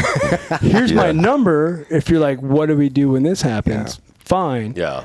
But I'd rather just be like, just give. I'm just take it all now because I'm done. What about the long range stuff? Like, do you find like that's? I mean, it's a lot easier than teaching guys, going from concealed or holster. Because like LR is a different game. So I have done one. I've done a couple. What I find with that is like a lot of hunters. Yeah. And when I teach, I'm going to be like, okay, you're taking off everything off your gun because you had the guy at whatever shop mount it. You guys don't have the same length of pull. You guys are necky. This he built it around him. I was a sniper by trade. Like I get what you're talking about. So guys, but they don't care. They don't want it. No, but the thing is like, that's everything, right? Like they don't care. Like you're a fucking monkey, but they show up with a fucking $400 Vortex optic with a non-free floating barrel and a fucking shitty ass trigger and blah blah blah. And it's like, you're not going to do this. But here's the thing, though. If you're in that budget, that's fine. But be willing to take it all apart and get your torque wrenches and know the specs and learn how to level it. They don't want to. They go, how do you make me a better shot? I'm like, first you need to know your gear. Gun. Let's take it all apart. And like, why would I take it all apart? That guy just mounted it for me. No. He mounted it for him. And that's fucking Cletus. Yeah. Right? And that's what I know and I've seen at like all the gun ranges is like I'll ask guys, like, do you know how to shoot? And he's like, yeah, my grandpa taught me how to shoot. Your grandpa doesn't know dick. Unless he's like Carlos Hathcock, then you're unless you got a fucking white feather, like you ain't shit. Yeah, his name was the Rooster. You're like, okay, he ain't gonna die. I don't think. Well, there's that expectation too. Like you do have the guy with the fucking, the $500 fucking built by himself AR with the shitty optic. Like if your gun's not 10K, you ain't fucking doing dick. I mean, I can teach you how to shoot on a shitty platform, but just expect you're not shooting out to a fucking 900 yards with a fucking. Yeah. You're gonna shoot. I'm gonna teach you how to shoot a fucking group at 100 yards, and you're good. Yeah, basics. Yeah. And that should be your expectation. Don't show up with a $500 gun expected to shoot the head off a fucking meters. gopher at 1,000 yards. No. You can't run an Indy 500. But I think reach out to me if you want to learn it to a point to where when something goes wrong or your scope rings come loose, you know how to do all that. Right. I will teach you. Like the first, we're going to start out in the garage with the gun and the vise, with the level. Yeah. I want to teach that way. Yeah, yeah. Because the shooting part's easy. Yeah. Exhale, break. Yep. Where'd you break? Center. Okay. I can you give you a call. Okay, yeah. So that's easy. Yeah. That is all easy. the other stuff, getting your shit perfect and tight and level, and are you doing hand loads? Yeah, what's your twist rate? If guys can do that, sure. So what's next for you then? Because like if you don't want to do that, like what's ideal scenario for you moving forward? Oh man, so Porn. almost as soon as my book, so I think 2 or 3 SHOT shows ago, I was at Barry's Steakhouse at the Circa. Oh, I love that place. Yeah, what's up? Marco and Mr. Wilk. Marco from Tropoya. and Barry, of course. So I'm there, and Richard's like, yo, come here for dinner. And I'm like, fine. So I go to dinner. I was tired. It was like day whatever, a SHOT show. And he's like, sit at this table. I'm like, all right. And sit next to AJ Buckley from SEAL Team. I was like, hey, my mom watches your show. We'll take a picture, and that second is when my phone went off and my agent said, Hachette Book Group just bought the book. And I was like, phew. And he's like, what's going on? I'm like, dinner's on me. I just sold a book. And he's like, oh, you're SEAL. What is it? Who are you? Yeah. He's like, you're a SEAL. What is it? You're like a super cool guy doing missions. I'm like, no, not really. He's like, can you share with me what you can? And I did. And he's like, can I call my friend who's a big time showrunner? And I'm like, sure. Sent to him and this guy, and his name's Robert Munich, and AJ, we all get on the call. Like, hey, I want to shop this around. I'm like, I can't yet because it's not approved by Pentagon. So, like, I can tell you the baseline. And we kind of, like, got into bed together. I'm with WME, which is William Morris Endeavors for my big agency, my agent. And we figured out what our numbers would look like and roles and responsibilities, and we shopped it around, and like within like a month, studios like were interested for a series. I said, that's cool. I'm like, all right, so we gonna do like an unabridged? Like, what are we doing? Like, no, let's do a fictitious show based on real type stuff in the mercenary world. I'm like, oh, that's cool. And I think our next meeting with that studio is next week. So it's a process. Can you name the studio? Mm-mm. Because it's always a question, though, and I don't know if you can answer or not, but who would you want to play you in this? Idris Elba. Ah, interesting choice. Is a very handsome black dude. Yeah. British black dude. Is he really? Yeah, I think so. Yeah. I don't know. No, how it got into the studio, though. You named that quick. Yeah. No, I'm really happy with the guy who's taking lead on it right now. I can't say his name because it's not all super official, but he is part of this studio, and he kind of hand-walked it in. He goes, I want this project. And they're like, okay. Dude, so I just stalked his IMDb. The same, it's not on there. That dude worked with the crew that I just worked on for Nemesis. Who, Munich? Yeah. Really? Yeah. Yeah.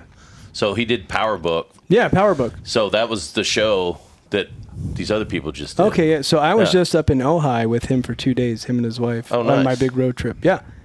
Good dude. Awesome dude. So yeah, that's what's next. And if I can get an ongoing series where I'm the executive producer, which is what's in my contract. Yeah.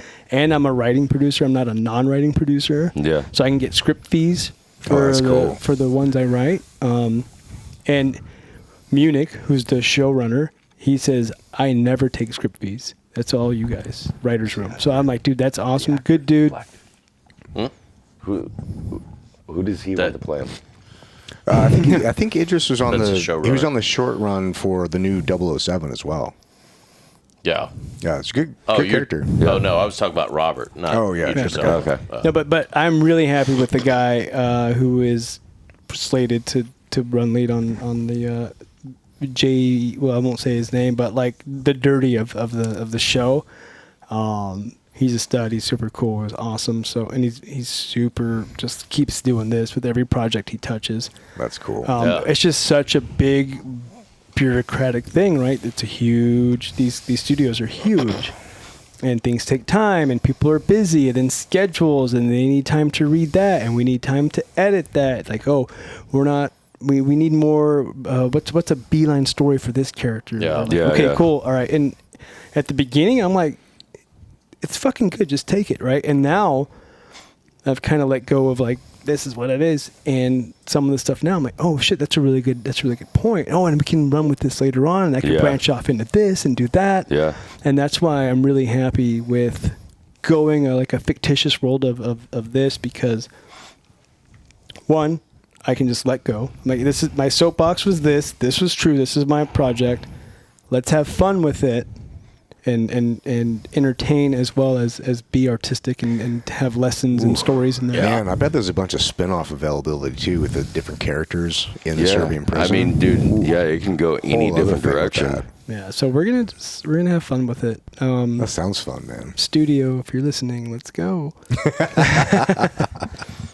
Yeah. You know, I think another good aspect of that is I was I guess, a side piece in the new Black Hawk Down documentary. And working in Hollywood as very little as I have, like, didn't really particularly put like a good taste in my mouth. So the movie Warfare, like I was on that operation in Ramadi at the time, and the way that they did that was motherfucking spot on. Actually, Ryan and our wives went and saw it, but like kind of fucked me up, man. Because like that was probably the scariest moment I've ever had in my entire military career. Like 100% convinced I was going to die. And everything was so true to terms. And I think it's amazing that like guys like you and Kevin in Hollywood and Beto even, and making sure that things are accurate. Same with the whole, like the current series, what is it? Fucking Jack Ryan, all that shit with Chris Pratt. Like, Terminal List. Yeah. Like it's spot on. And it takes guys like us, because previously back in the day, these consultants and advisors were kind of from the Vietnam era or early GWAT. And like, as we all know, times changed. Like I got it in 2013. I actually would have retired this year, which could you imagine me as a fucking E9? Fuck Master no. Sergeant. Master Sergeant Major. Command Sergeant Major. Fuck no. But like now I honestly, like hanging out with a bunch of 25-year-old PJs yesterday, like I'm a fucking boomer at this point. Sneaks up on you, man. It's honorable that and necessary that you guys are, you know, dipping your feet in Hollywood and making sure that everything is like true. It's important to tell the right stories, you know, and tell them the right context, like preserve the culture. That's kind of what we wanted to do here. I think that is going to be maybe the learning curve and the struggle is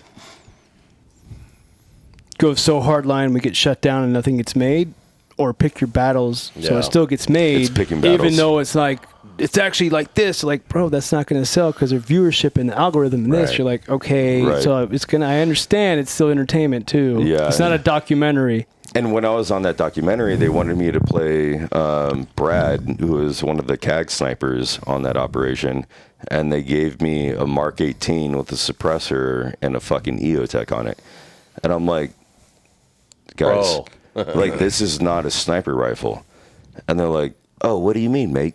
And I'm like, I was talking to the director, and I was like, listen, I am not trying to be that guy. Like, I'm not trying to tell you how to do your job. But you're doing a documentary, so and like, I understand I'm an extra. But also, like, you guys made Black Hawk Down, which is probably one of the most cinematic and accurate, like, timepieces from military history.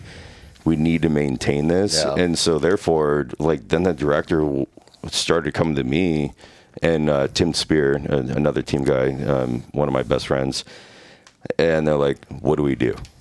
I'm like, all right, this is what we do. But then they gave me an M14 without an optic on it as a sniper. Here's a knife. Keep bringing shit up. Here's a spoon. Yeah. I'm like, what the fuck? I'm like, who's your prop guy? Because like this shit is not checking out. And luckily, and then I had to talk to the cameraman. I'm like, all right, you're going to have to get tight shots. Like, don't get a scope. Don't do a wide. Like, use an 80 mil lens and like do this. But it's nice seeing veterans transition and team guys and special operations going into Hollywood in order to make sure that it's kind of true. Yeah, I mean, it kind of came to me, and I feel bad when people reach out, like, how do you get a book made? I'm like, have an agent call you in the middle of the day and ask if you're writing a book. You know what I mean? Like, how do you get a TV show picked up? Like, have an agent call you and say, the studio wants your show. Sit beside some actors in Vegas at a steakhouse. Yeah, so I don't know. It just happened. And I tell people, I'm like, dude, just live your path and fucking crush it, and it will find you. Whatever it is, it'll find you. How much of that do you think is like, I don't say networking, because that sounds like you're artificially sitting around rubbing elbows with like comparing business cards like fucking Patrick Bateman or something. But it's like, you know, a lot of people, you're in a lot of situations. How much of that do you think is like just getting out and being around people? I think it's hard because I don't like that term networking. I don't like when people like force network, because it's It's not genuine. It's like busy work. Yeah. Anyone I've ever like met and been like, hey, what's up? Like, it's been a genuine connection, even if we're not trying to bolster each other's career paths at all. Like, I had no desire to go to Hollywood. I was just sitting next to AJ, and he's like, what is it? I'm interested. And then my phone started ringing. I think if you just be a good person, people want to talk to you. Yeah. That's it. So example of that, like, I think it was 2 or 3 SHOT shows ago, you were out there meeting with Taylor Kavanaugh, who we had on as well, and then Mike Mahalski and all these dudes at 8 Cigar Lounge, hanging out there. So Frankie, you know Frankie from Vegas, right? He was there as well. So he brought one of his good buddies, who's a mechanical machinist, but also an investor guy, very technical guy.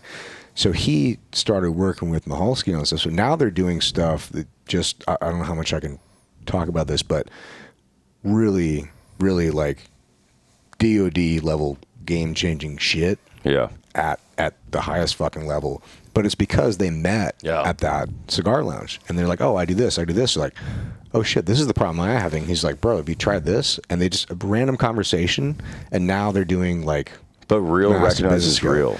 Yeah. And SHOT Show is one of those things. Like, I've been to SHOT Shows since I was even active duty. Like, my first time at SHOT Show, I got sent there by my battalion commander, who was in RRC, Ranger Reconnaissance Company. And he's like, go find us the most Gucci shit, and I'll give you a fucking credit card. Yeah, I think a lot of it's just going out and hanging out and having a good time and having good conversations. Like, you can recognize the douchebags. Yeah, you know, like you can read between the lines. And the guys who are selling shit. Yeah, and then, but like, dude, the level of connections. Like, honestly, I wouldn't be here and I wouldn't be anywhere if it wasn't for SHOT Show.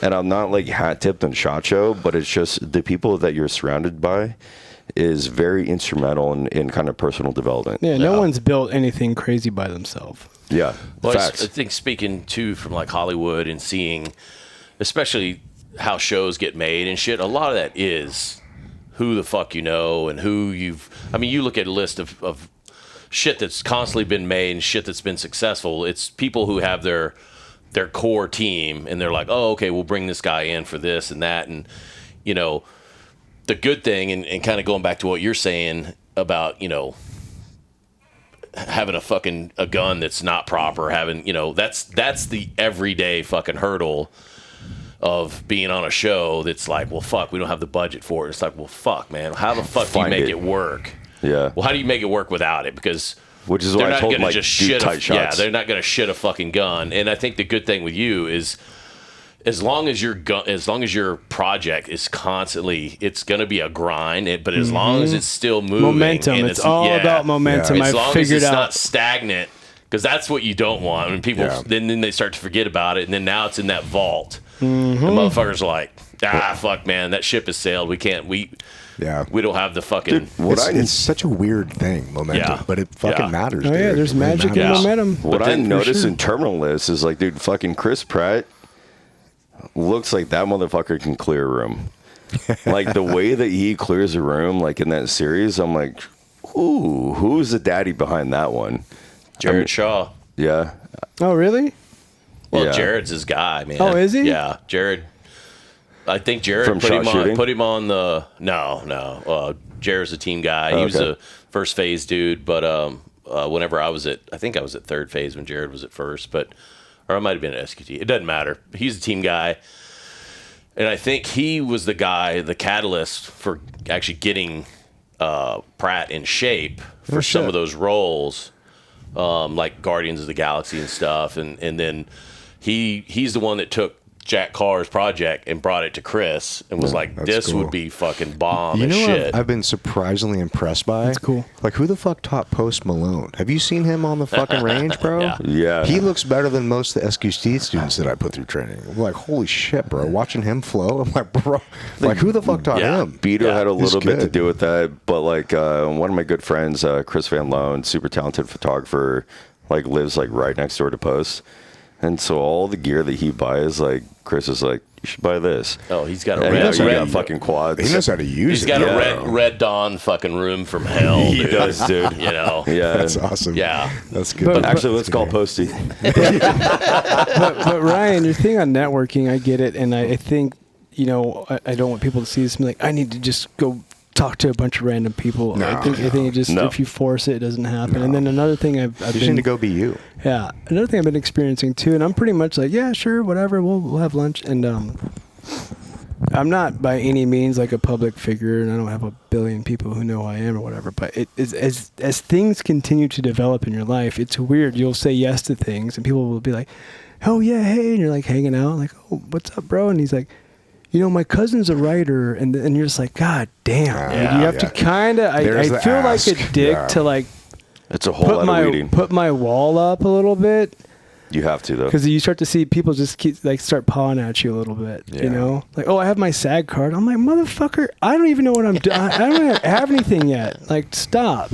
Yeah. We're seeing that now. Like, we get all these messages like, let me, you should have this person on as a guest. And they're not even following the show. I'm like, bro, what the fuck?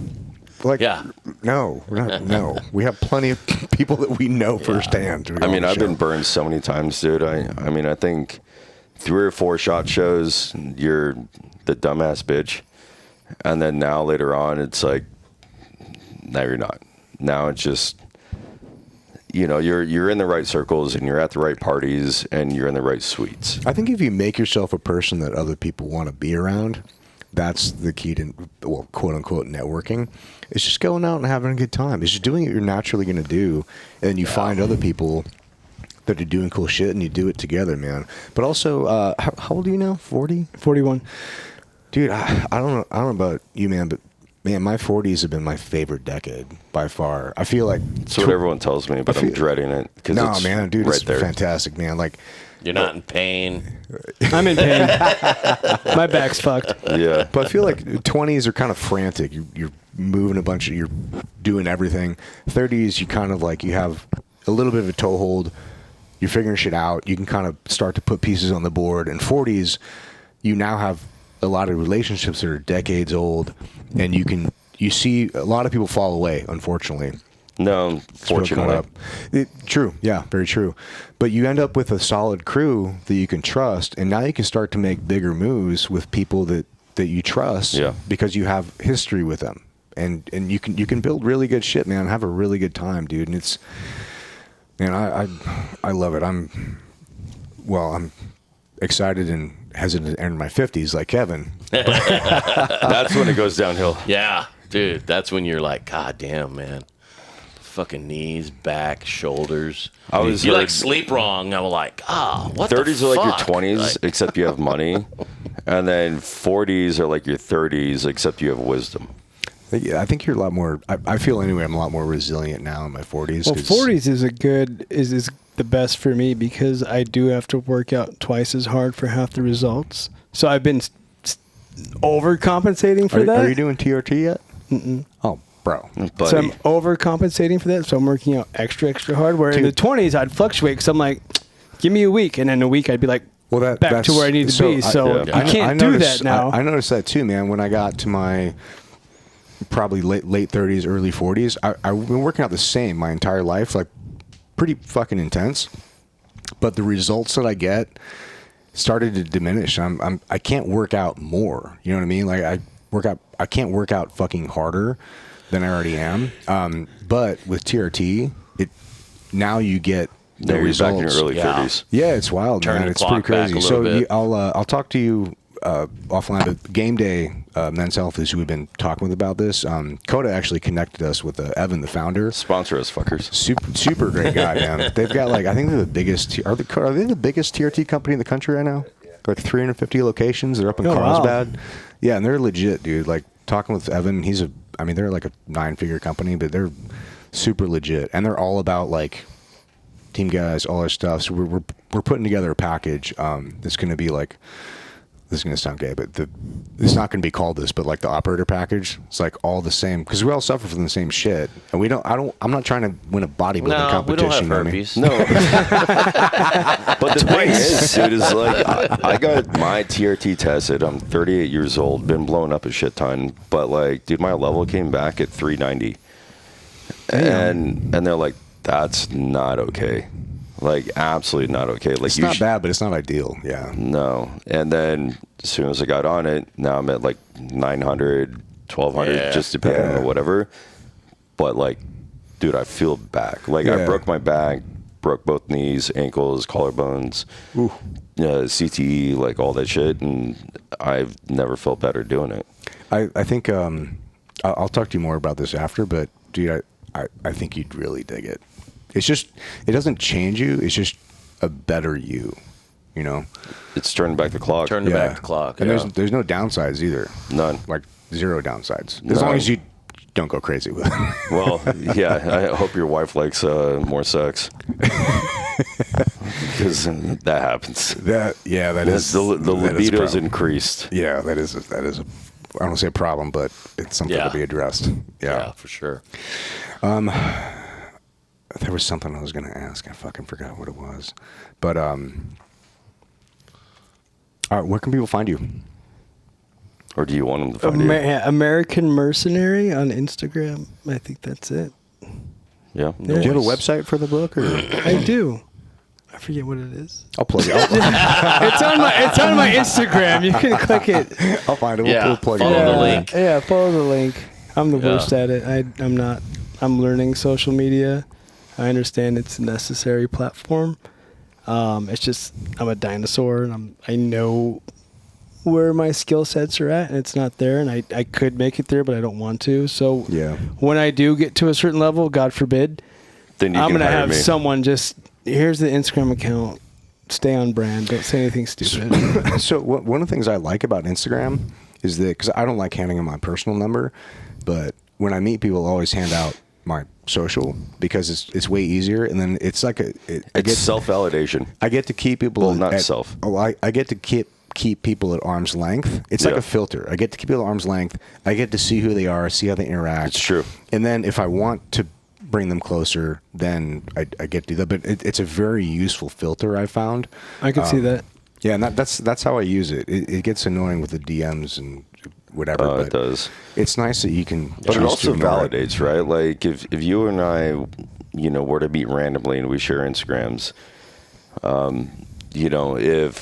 which they do, but like Chris Fettis or Marcus Capone or Biss O'Neill, like if these guys are following, then it's like, okay, like the guy might probably not be full of shit.